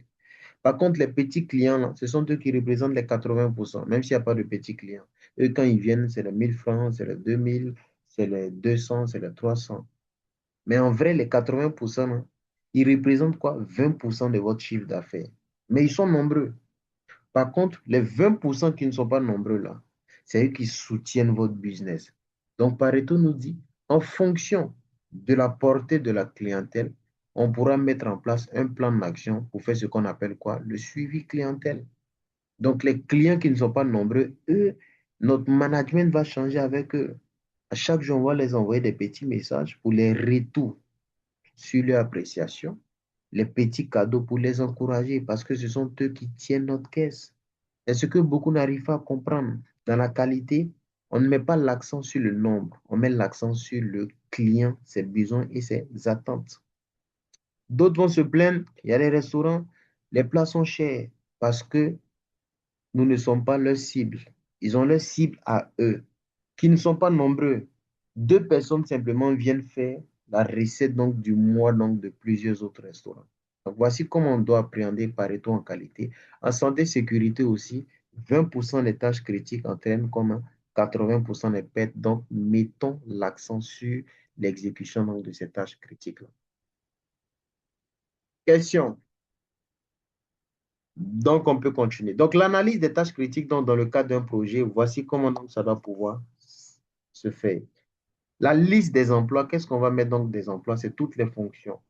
Puis on a le comptable, on a les mécaniciens, on a les chauffeurs, on va faire leur liste.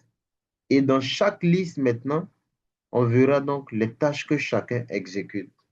Et dans l'exécution de chaque tâche, on verra quelles sont les tâches les plus critiques, quelles sont les tâches les moins critiques. Ensuite, les tâches les plus critiques, on va faire une analyse, identifier les risques, mettre en place des mesures de contrôle, intégrer des changements, des mises à jour. Ensuite, maintenant, faire ce qu'on appelle quoi, une gestion documentée pour pouvoir garder donc des preuves. Donc, lorsqu'on est dans le cas d'un projet, voici comment on met en place donc quoi, une étape d'analyse donc des tâches critiques. Question.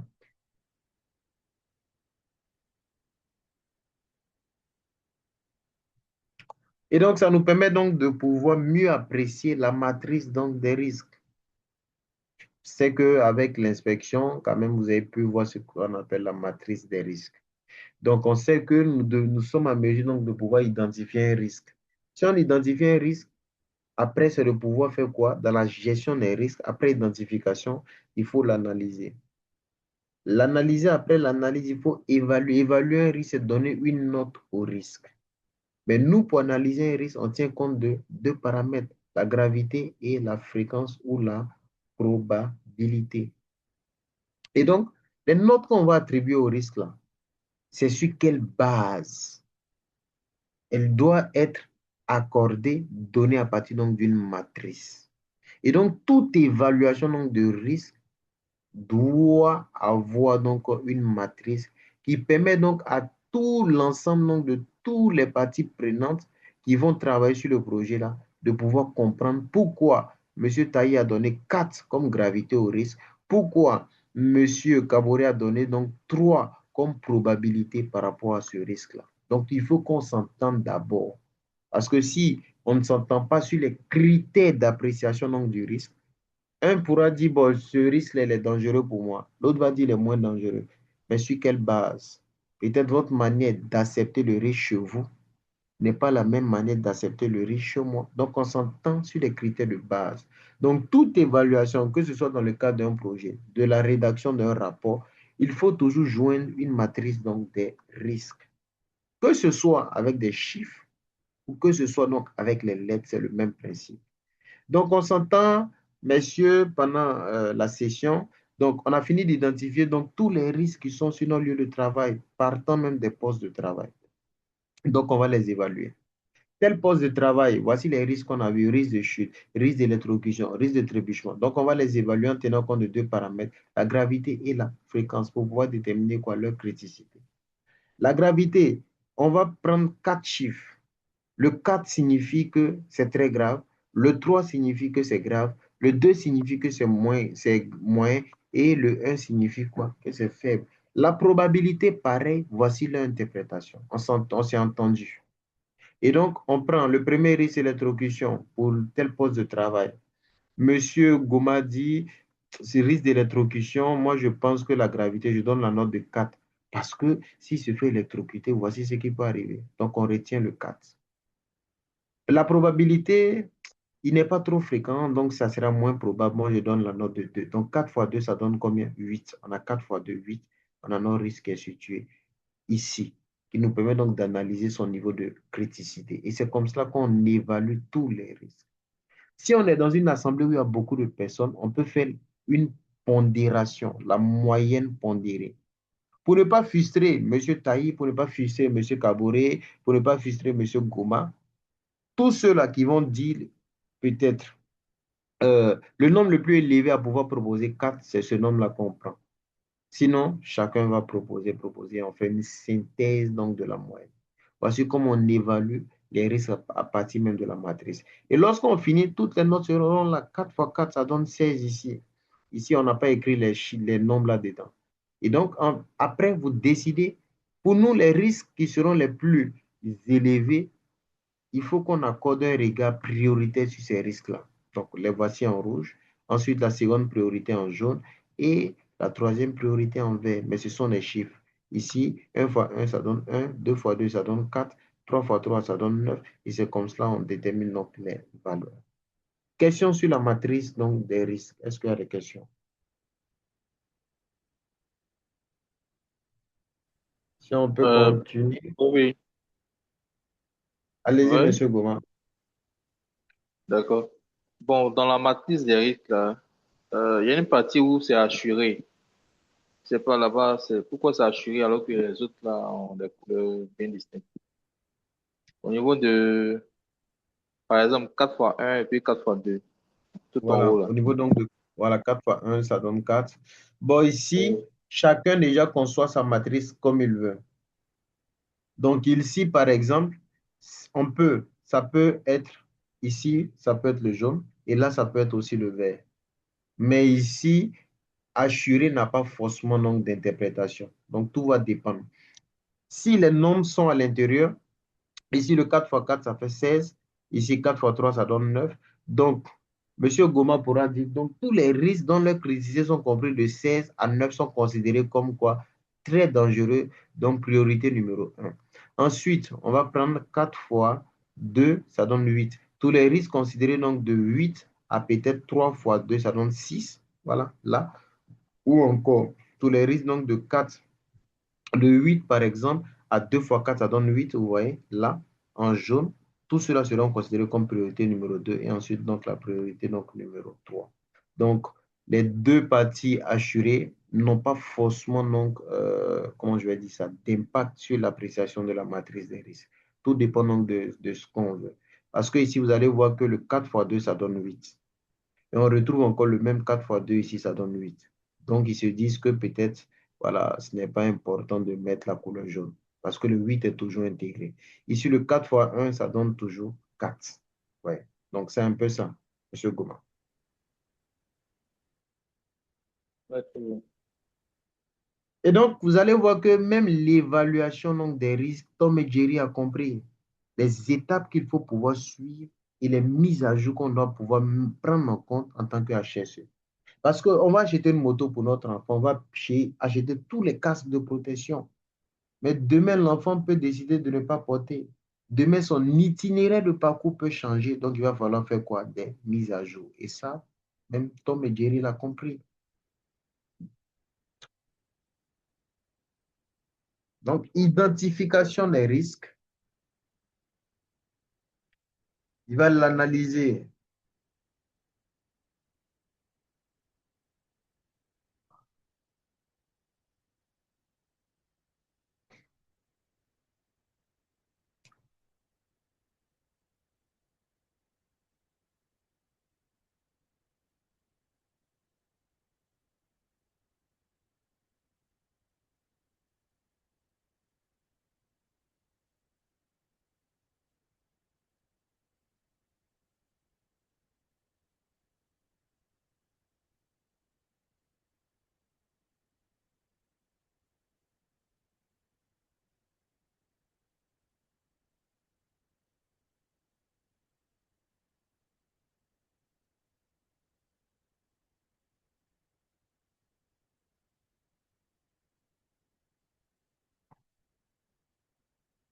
Donc, vidéo assez comique, mais quand même qui permet donc de faciliter la compréhension quant à la gestion donc, des risques. Identification, analyse, évaluation, proposition donc, des mesures correctives, préventives et en toujours tenant compte des mises à jour parce que les contextes peuvent évoluer. Alors donc, naturellement, les étapes donc, de l'analyse à travers donc, ce logigramme-là, on a le problème. On va essayer de l'analyser.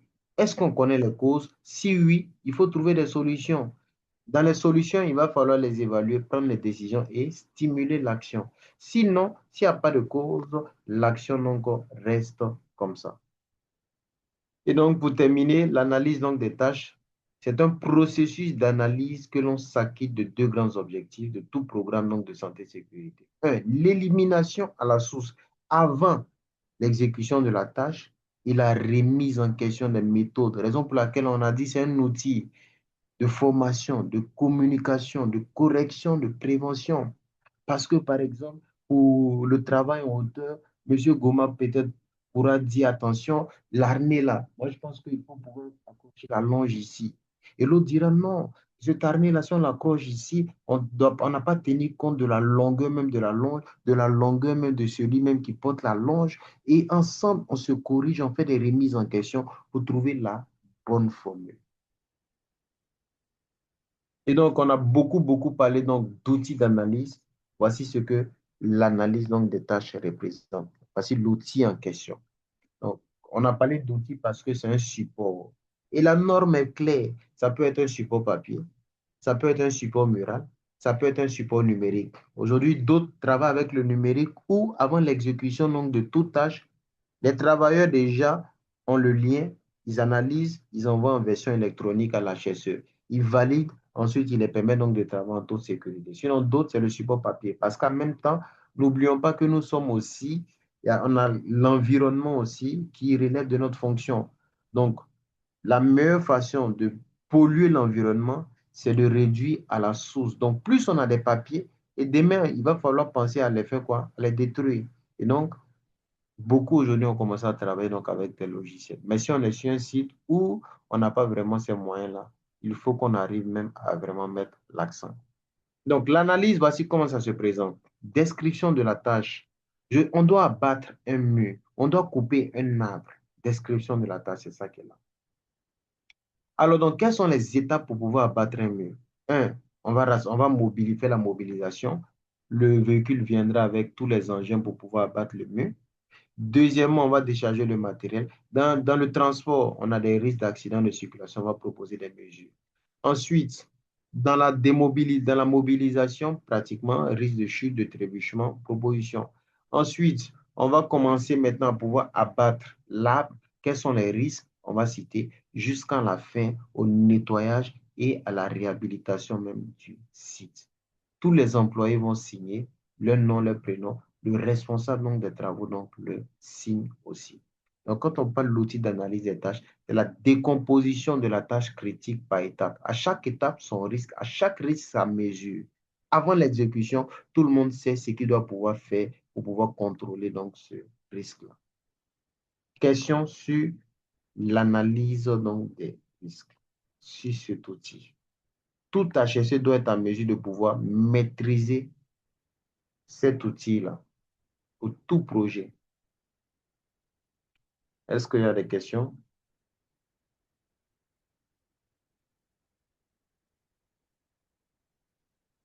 Questions? On va regarder une autre petite vidéo.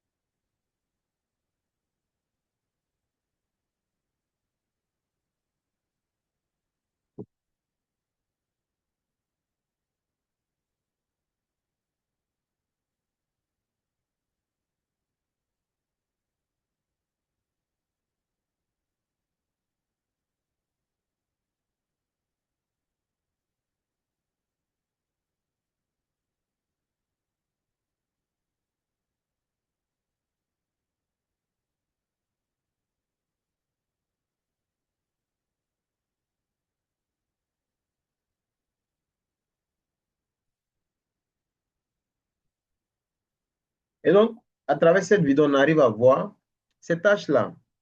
On ne l'exécute pas tout le temps. Et c'est ce que Pareto nous dit. En entreprise, on a des tâches qui sont critiques, qui ne se font pas tout le temps, qui représentent les 20%, mais leur exécution doit être très, très, très, très, très, très contrôlée parce que ces tâches-là peuvent exposer l'ensemble donc des travailleurs à des dommages donc très, très sévères. Donc, avant l'exécution de ces tâches-là, on va venir s'asseoir. Toutes les parties prenantes, on va discuter. Qu'est-ce qu'on doit faire? On doit faire la pose, par exemple, des caniveaux. Pour faire la pose des caniveaux, là, quelles sont les étapes? Le HSE, lui, ce n'est pas un technicien. Lui, c'est de pouvoir, à travers les étapes que les techniciens vont proposer, lui, il pourra identifier les risques. Donc, voici comment on arrive à contrôler les risques.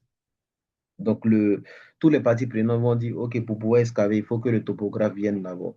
Le topographe va venir, il va essayer de voir déjà tout ce qu'il faut avant de pouvoir commencer à excaver. Donc, les étapes, on doit mobiliser le matériel. Quels sont les matériels? On va les citer. Les matériels vont représenter des dangers. Donc, quels sont les risques? On peut avoir collision, on peut avoir accident, on peut avoir ça. Pour éviter que ces risques n'arrivent, qu'est-ce qu'il faut faire? Il faut inspecter ces équipements-là. Il faut délimiter la zone donc, de chaque engin, etc., etc. Deuxièmement, on va commencer à excaver. Si on excave, quels sont les risques? On peut sectionner un câble électrique, on peut sectionner un câble donc de l'eau, on peut. Quelles sont donc les mesures préventives? On va appeler un topographe, il va nous dire où les câbles sont, voici ce qu'on pourra faire. Troisième étape, après l'excavation, on va commencer à installer donc les tuyauteries. Pendant la pose de la tuyauterie, quelles sont donc la pose de la tuyauterie? Il faut une personne donc pour entrer à l'intérieur. Voici, voici. Donc, quels sont les risques? On peut avoir éboulement, on peut avoir si. Mesures correctives, ok, si on peut avoir éboulement, il faut mettre un année donc de type AD, récupérateur, avec donc quoi? Une manivelle donc, qui peut, en cas d'éboulement, récupérer la personne rapidement. Ensuite, quelles sont les autres étapes? On va refermer le trou. En refermant le trou, quels sont les risques? On va citer encore, on va proposer des mesures jusqu'à la fin de l'activité. Et comme ça, toutes les parties prenantes sont informées des risques liés à ce qu'ils vont faire. Chacun prend garde et chacun devient en ce moment acteur donc, de la bonne conduite. Donc, voici un peu, quand on parle d'analyse des risques à travers cet outil-là, comment ça va pouvoir se faire. Question?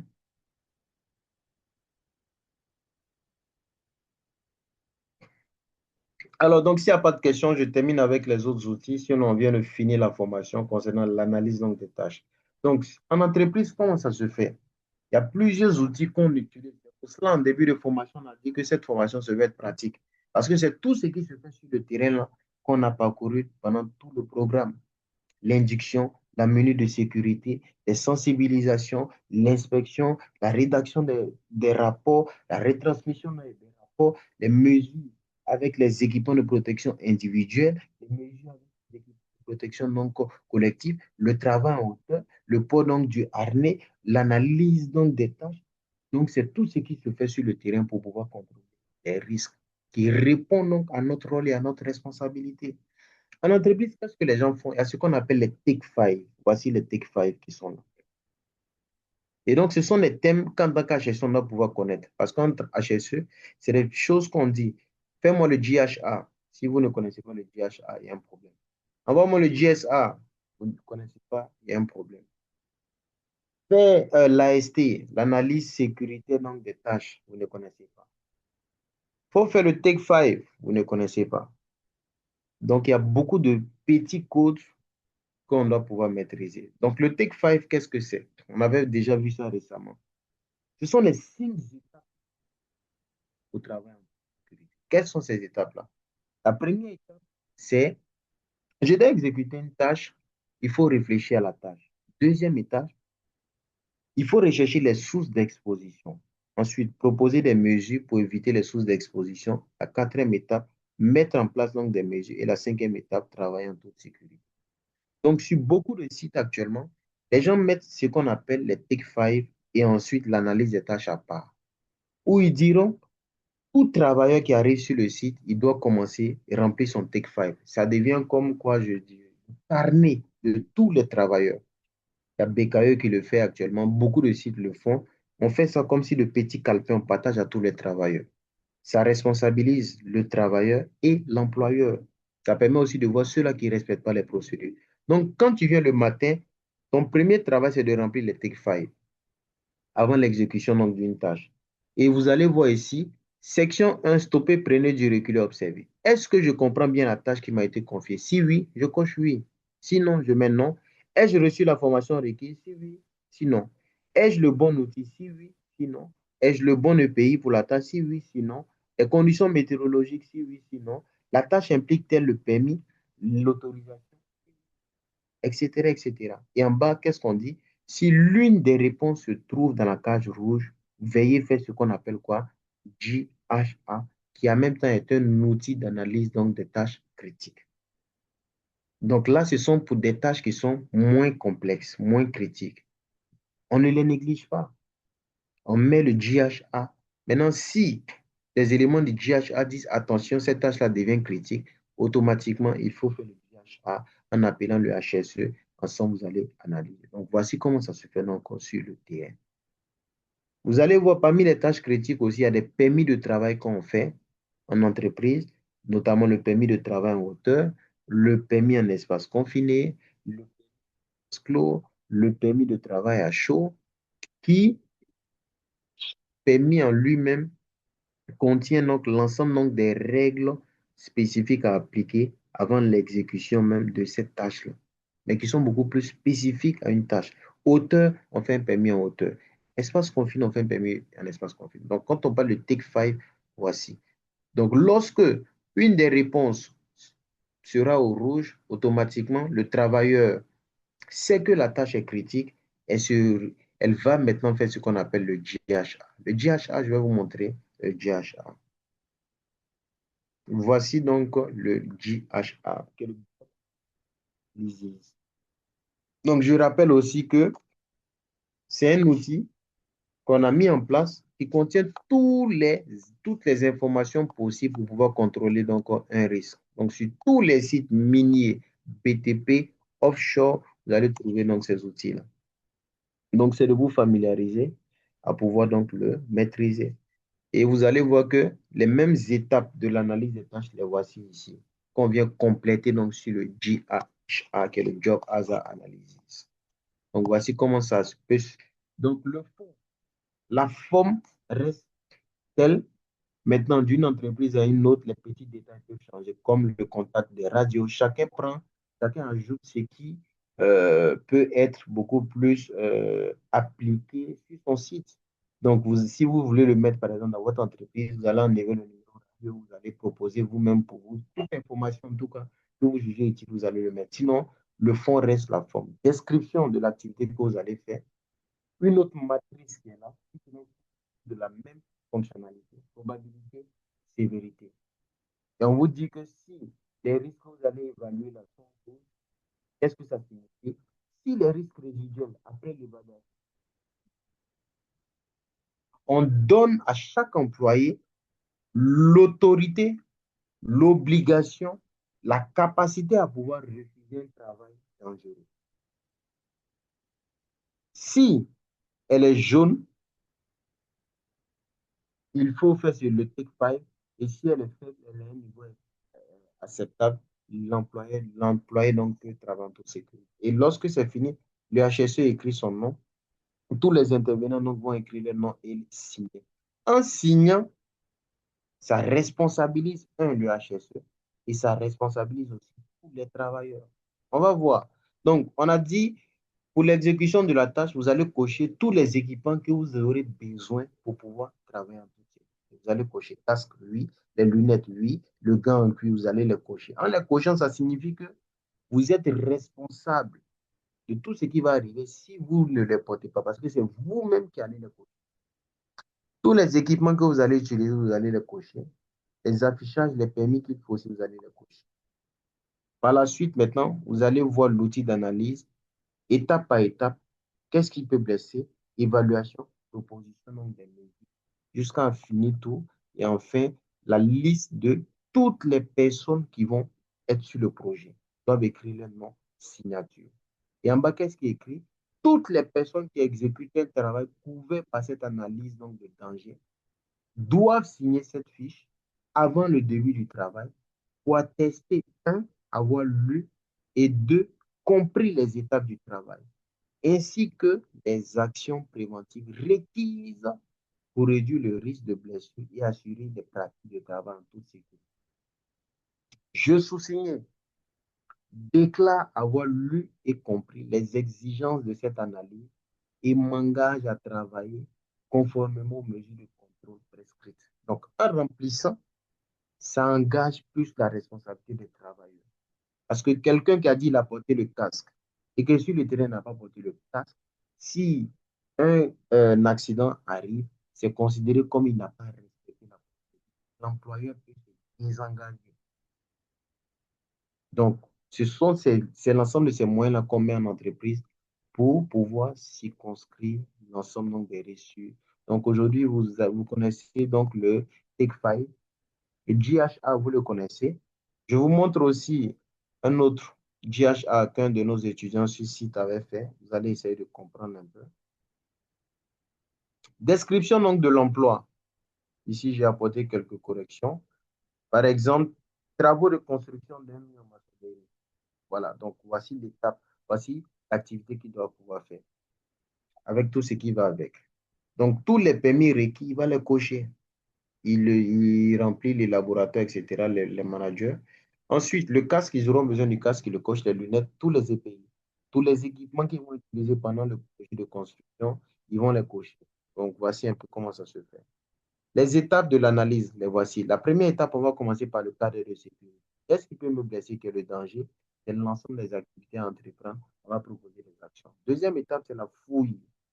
Dans la fouille, qu'est-ce qui peut me blesser? Je peux glisser, trébucher, risque de sectionner, poussière. Je vais les évaluer, proposer des mesures. Ensuite, encore trouver le risque résiduel. Ensuite, le ferraillage, le coffrage, le décoffrage, le transport des agrégats, le mélange des agrégats de ciment, le coulage de la longrine, pose de briques, montage des briques, confection de la porte d'entrée, gestion des déchets, aménagement paysager, installation donc du site et installation donc du personnel. Ça prend en compte toutes les étapes de l'exécution donc du projet. Et à chaque étape, les risques, évaluation, proposition donc des mesures correctives. Donc, et après, tous les travailleurs mettent leur nom, prénom et vont signer. Donc, l'analyse des risques aujourd'hui, c'est un business pour tout HSE. Et il y a beaucoup d'entrepreneurs aujourd'hui qui sous-traitent avec les mines. On va leur demander, tu dois faire truc, ok, envoie-moi le GHA parce que l'équipe HSE sur site demande toujours au prestataire. Chez nous, un prestataire veut travailler, demande toujours, envoie-moi un GHA. Il est un HSE ou pas, là, ce n'est pas un problème. Et donc, beaucoup aujourd'hui se proposent, ah, si vous voulez votre GHA, ok, je fais le GHA pour vous, monnayant certaines choses. Voilà. Donc, ensemble, il va vous expliquer les étapes du projet et vous, maintenant, vous allez identifier les risques et proposer donc donc, c'est un peu ce qu'on appelle le GHA. S'il y a des questions, ouvrez votre micro, posez votre inquiétude. On va avancer avec le GSA, qui est le Job Safety Analysis. C'est les mêmes principes. Étape par étape, à chaque étape, quels sont les dangers? Ici, c'était la construction donc, de notre silo. Notre prestataire, on lui a demandé donc d'envoyer le GSA, qui est le Job Safety Analysis. Voilà. Il a sa matrice donc de risque qui accompagne. Il faut toujours joindre, lorsqu'on a une évaluation, une matrice donc de risque. Étape généralité. Ensuite, mobilisation, coactivité, manipulation donc mécanique, manutention donc comme manuelle. Toutes les étapes donc, à chaque étape, son danger, son risque, mesures préventives. Donc, voici un peu aussi donc, le GHA. L'APD aussi, c'est pratiquement pareil. Décomposition par étape, à chaque étape, donc, le risque et les propositions donc, des mesures donc, qui vont avec. Est-ce qu'il y a des questions? Donc, on vient de finir l'analyse donc, des tâches critiques. Est-ce qu'il y a des questions?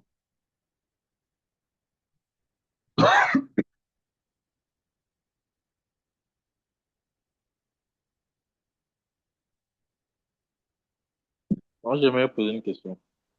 Allez-y, monsieur Goma. Bon, est-ce que lors de l'établissement du GHA ou même du GSA, est-ce que euh, il y a des étapes qui peuvent manquer. Est-ce qu'il y a des moments où on peut manquer à certaines étapes ou à certains risques, à certains dangers lors de l'établissement de DH? Au point où s'il y a un accident qui survient qui n'a pas été mentionné en plus de, je sais pas, C'est prendre ça. d'autres décisions. Donc, c'est des choses qui arrivent. Et c'est la raison pour laquelle les 5M mettent en question souvent je ne dirais pas l'expertise du HSE, mais doit rendre normalement le HSE humble. Et c'est ce qui doit guider normalement nos pas en tant que QHSE. Là, c'est à mon sens, parce qu'on a une mission qui est précieuse, qui est protéger la vie de l'homme. Mais si on veut que toutes les bonnes mesures viennent de nous, il faut que le HSE propose tout, c'est lui le chef. Non, le HSE ne connaît pas tout. Il a des limites. Mais c'est lorsque cela va arriver, lorsque le HSE pense pouvoir tout connaître, il est couché chez lui à la maison, lui-même il imagine, il fait des recherches sur ChatGPT, sur Google, je dois construire un mur, quelles sont les étapes, à chaque étape il imagine donc les risques. Non, c'est le terrain qui commande la manœuvre. Et donc il y a des étapes qui peuvent être oubliées, et si ces étapes sont oubliées, naturellement les risques seront oubliés, et c'est les choses qui vont vous rattraper sur le terrain. On a vu que c'est un outil quoi, de participation, de formation, de correction, de communication. Donc, il va sans dire que c'est un outil qui doit se faire avant l'exécution de la tâche avec toutes les parties prenantes. Si toutes les parties prenantes sont réunies et que tout le monde participe, il n'y a pas de raison que vous arrivez à oublier une tâche. Parce que un menuisier qui connaît son travail, pour pouvoir fabriquer un fauteuil, il saura quelles sont les étapes pour pouvoir fabriquer un fauteuil. Il ne peut pas oublier. Mais c'est si quelqu'un lui-même qui n'est pas du domaine veut s'imaginer ou encore s'approprier donc l'expertise donc du menuisier, et c'est là qu'il va oublier quelque chose. Donc, un dentiste, pour pouvoir enlever une dent, même s'il doit vous le lever à n'importe quelle heure, il connaît toutes les étapes. C'est des choses qui arrivent lorsque le HSE lui-même n'est pas assez humble pour connaître la limite même de sa connaissance. Donc, tout se complète et c'est ensemble qu'on arrive à proposer un bon système pour pouvoir contrôler donc quoi, les risques sur le lieu de travail. Donc, voici un peu, M. Gouba. Ça arrive, mais c'est à nous vraiment de pouvoir créer la participation de tout le monde avant le projet. Autre question?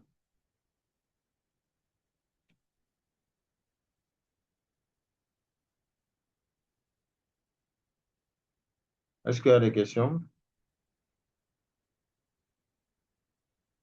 Oui, oui. Toujours dans l'explication du DHA, le tableau que je vois ici, je vois M11, H16, on ne sait pas à quoi, qu'est-ce que j'avais dit réellement. OK. Donc ici déjà, c'est écrit calculateur du score de risque. Quand on évalue un risque, c'est pour pouvoir trouver son score ou sa criticité. La matrice des risques que j'avais projetée de l'autre côté, c'est pour ça que j'ai dit, le plus important en tant que QHSE, ce n'est pas de maîtriser une seule matrice, non. C'est le même principe de fonctionnalité de toutes les matrices. Pour évaluer un risque, on tient compte de deux paramètres, la probabilité et la gravité. La gravité peut avoir plusieurs synonymes. Ici, c'est écrit conséquence, sévérité. Probabilité peut avoir plusieurs synonymes. Ailleurs, vous allez avoir fréquence, etc., etc. On s'entend sur les chiffres. Ici, ils se sont entendus sur les chiffres et leur interprétation.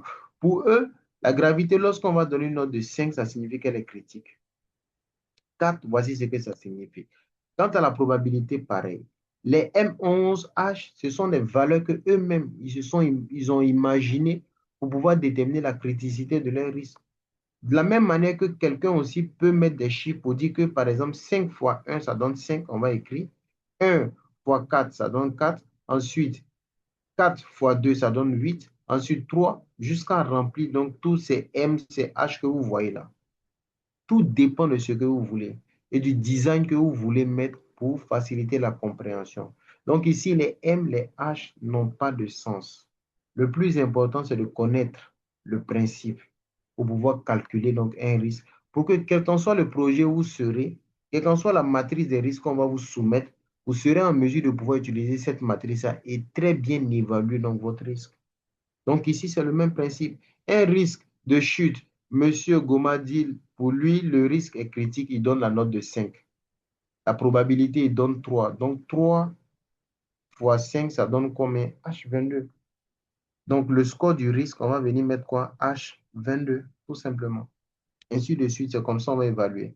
D'autres n'allaient pas déposer tout ça. Qu'est-ce qu'ils allaient mettre simplement? Ils allaient mettre les chiffres. 5 fois 3, ça donne combien? 15.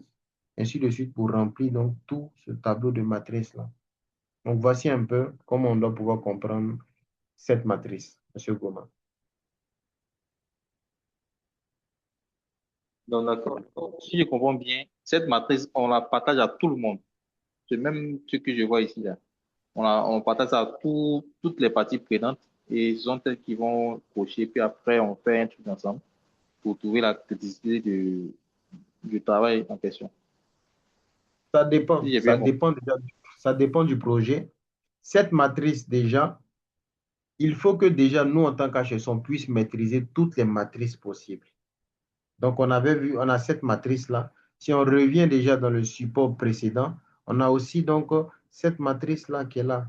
Donc, nous, on doit pouvoir comprendre le principe. C'est le principe qui importe, qui nous importe en tant que QHSE. Voici notre matrice. La même gravité avec ses chiffres et son interprétation. La même probabilité avec ses chiffres et son interprétation. Ici, ils n'ont pas écrit donc des valeurs. Ils n'ont pas écrit H, ils n'ont pas écrit M. Ils se sont limités uniquement qu'à l'interprétation. D'autres vont vous mettre des valeurs, d'autres vont vous mettre des lettres. Donc, tout dépend de chacun. C'est le principe qui importe. Et donc, si on revient sur ça, ce document, ça va dépendre de votre site, du site en question. Chez nous, quand le prestataire vient, on lui dit, voici le document rempli et nous transmet-nous. S'il a un HSE, c'est au HSE de pouvoir maîtriser, pouvoir interpréter. Parce qu'on n'a pas vraiment le temps. Si vous avez 100 prestataires, vous n'allez pas avoir une réunion avec les 100 prestataires. Non. Le prestataire, c'est lui qui connaît son activité. C'est lui qui est en charge de pouvoir remplir le GHA et de vous soumettre. Mais si vous êtes HSE dans le prestataire, c'est à vous de pouvoir remplir tout. Vous allez simplement demander aux travailleurs quelles sont les étapes de leur travail. Ensemble, vous allez vous asseoir pour pouvoir les évaluer. Mais eux, ils ne sont pas HSE, ils ne savent pas comment évaluer un risque. Non. Si vous voulez transmettre une culture de sécurité, vous pouvez aussi les former à pouvoir évaluer donc un risque. Sinon, il appartient donc au HSE vraiment de pouvoir maîtriser. C'est lui l'évaluateur, c'est lui qui évalue les risques. Donc voici un peu. D'accord, merci un peu. D'accord.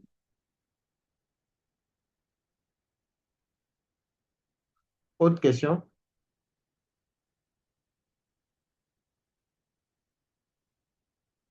Est-ce qu'il y a des questions?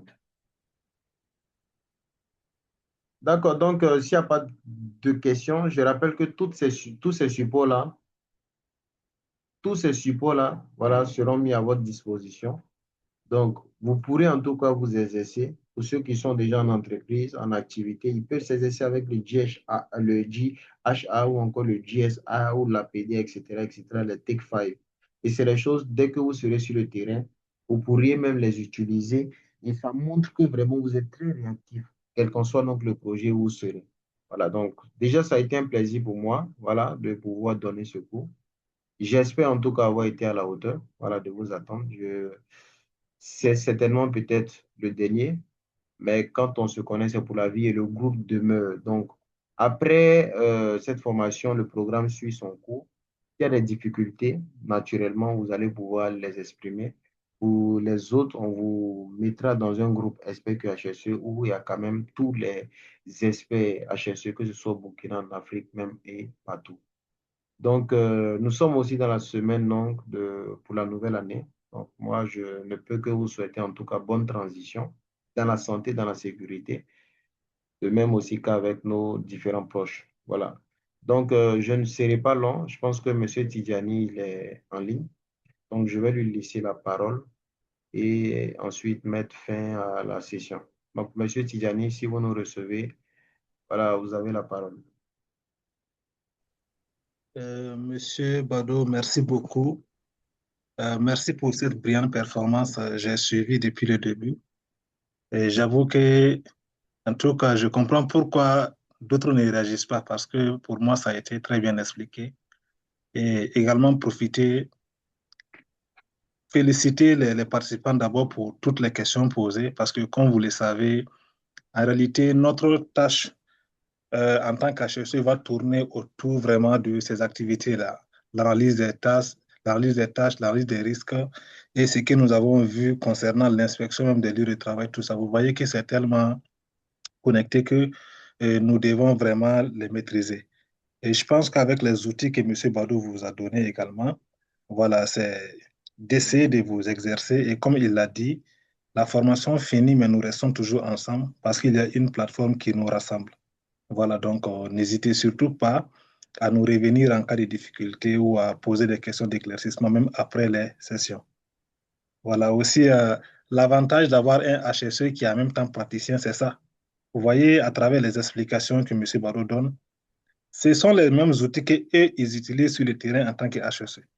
Donc, du coup, ce qu'ils vous donnent comme explication, je pense que ça vous sera vraiment très, très utile parce que c'est la réalité du terrain et c'est ce qu'eux-mêmes ils mettent en œuvre. Voilà, donc, juste dire merci à M. Bado et vous encourager. Ne voyez pas que c'est difficile. Ce n'est pas simple, c'est vrai, mais c'est en forgeant qu'on devient forgeron. Donc, continuez surtout à vous exercer et voilà, à poser des questions quand c'est nécessaire. Voilà, comme il l'a dit aujourd'hui, en termes de contenu, c'est le dernier cours aujourd'hui. Nous finissons avec l'analyse des risques.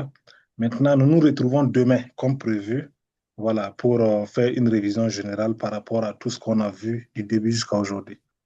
Donc, merci beaucoup, Monsieur Bado, et merci à tout le monde.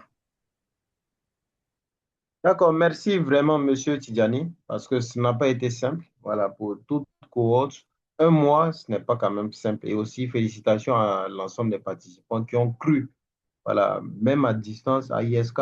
Voilà, ISK existe depuis, mais beaucoup n'ont pas vraiment ce courage-là d'intégrer une cohorte, surtout même à distance. Donc, merci, merci, merci pour la confiance. Et surtout à notre niveau, on espère vraiment avoir été à la hauteur, à la hauteur.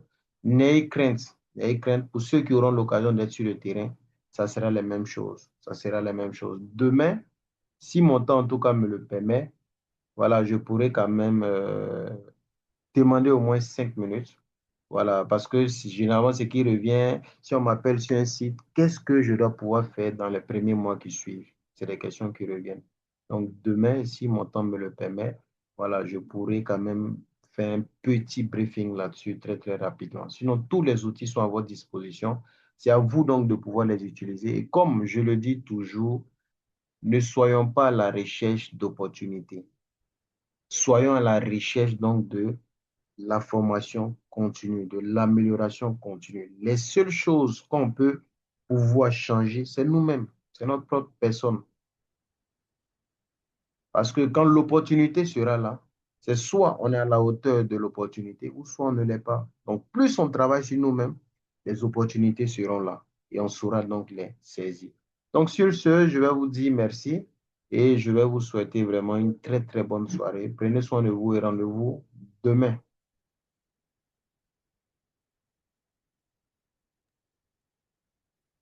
Merci Ok, beaucoup. merci. Et merci beaucoup, formateur, et bonne soirée à vous. Merci.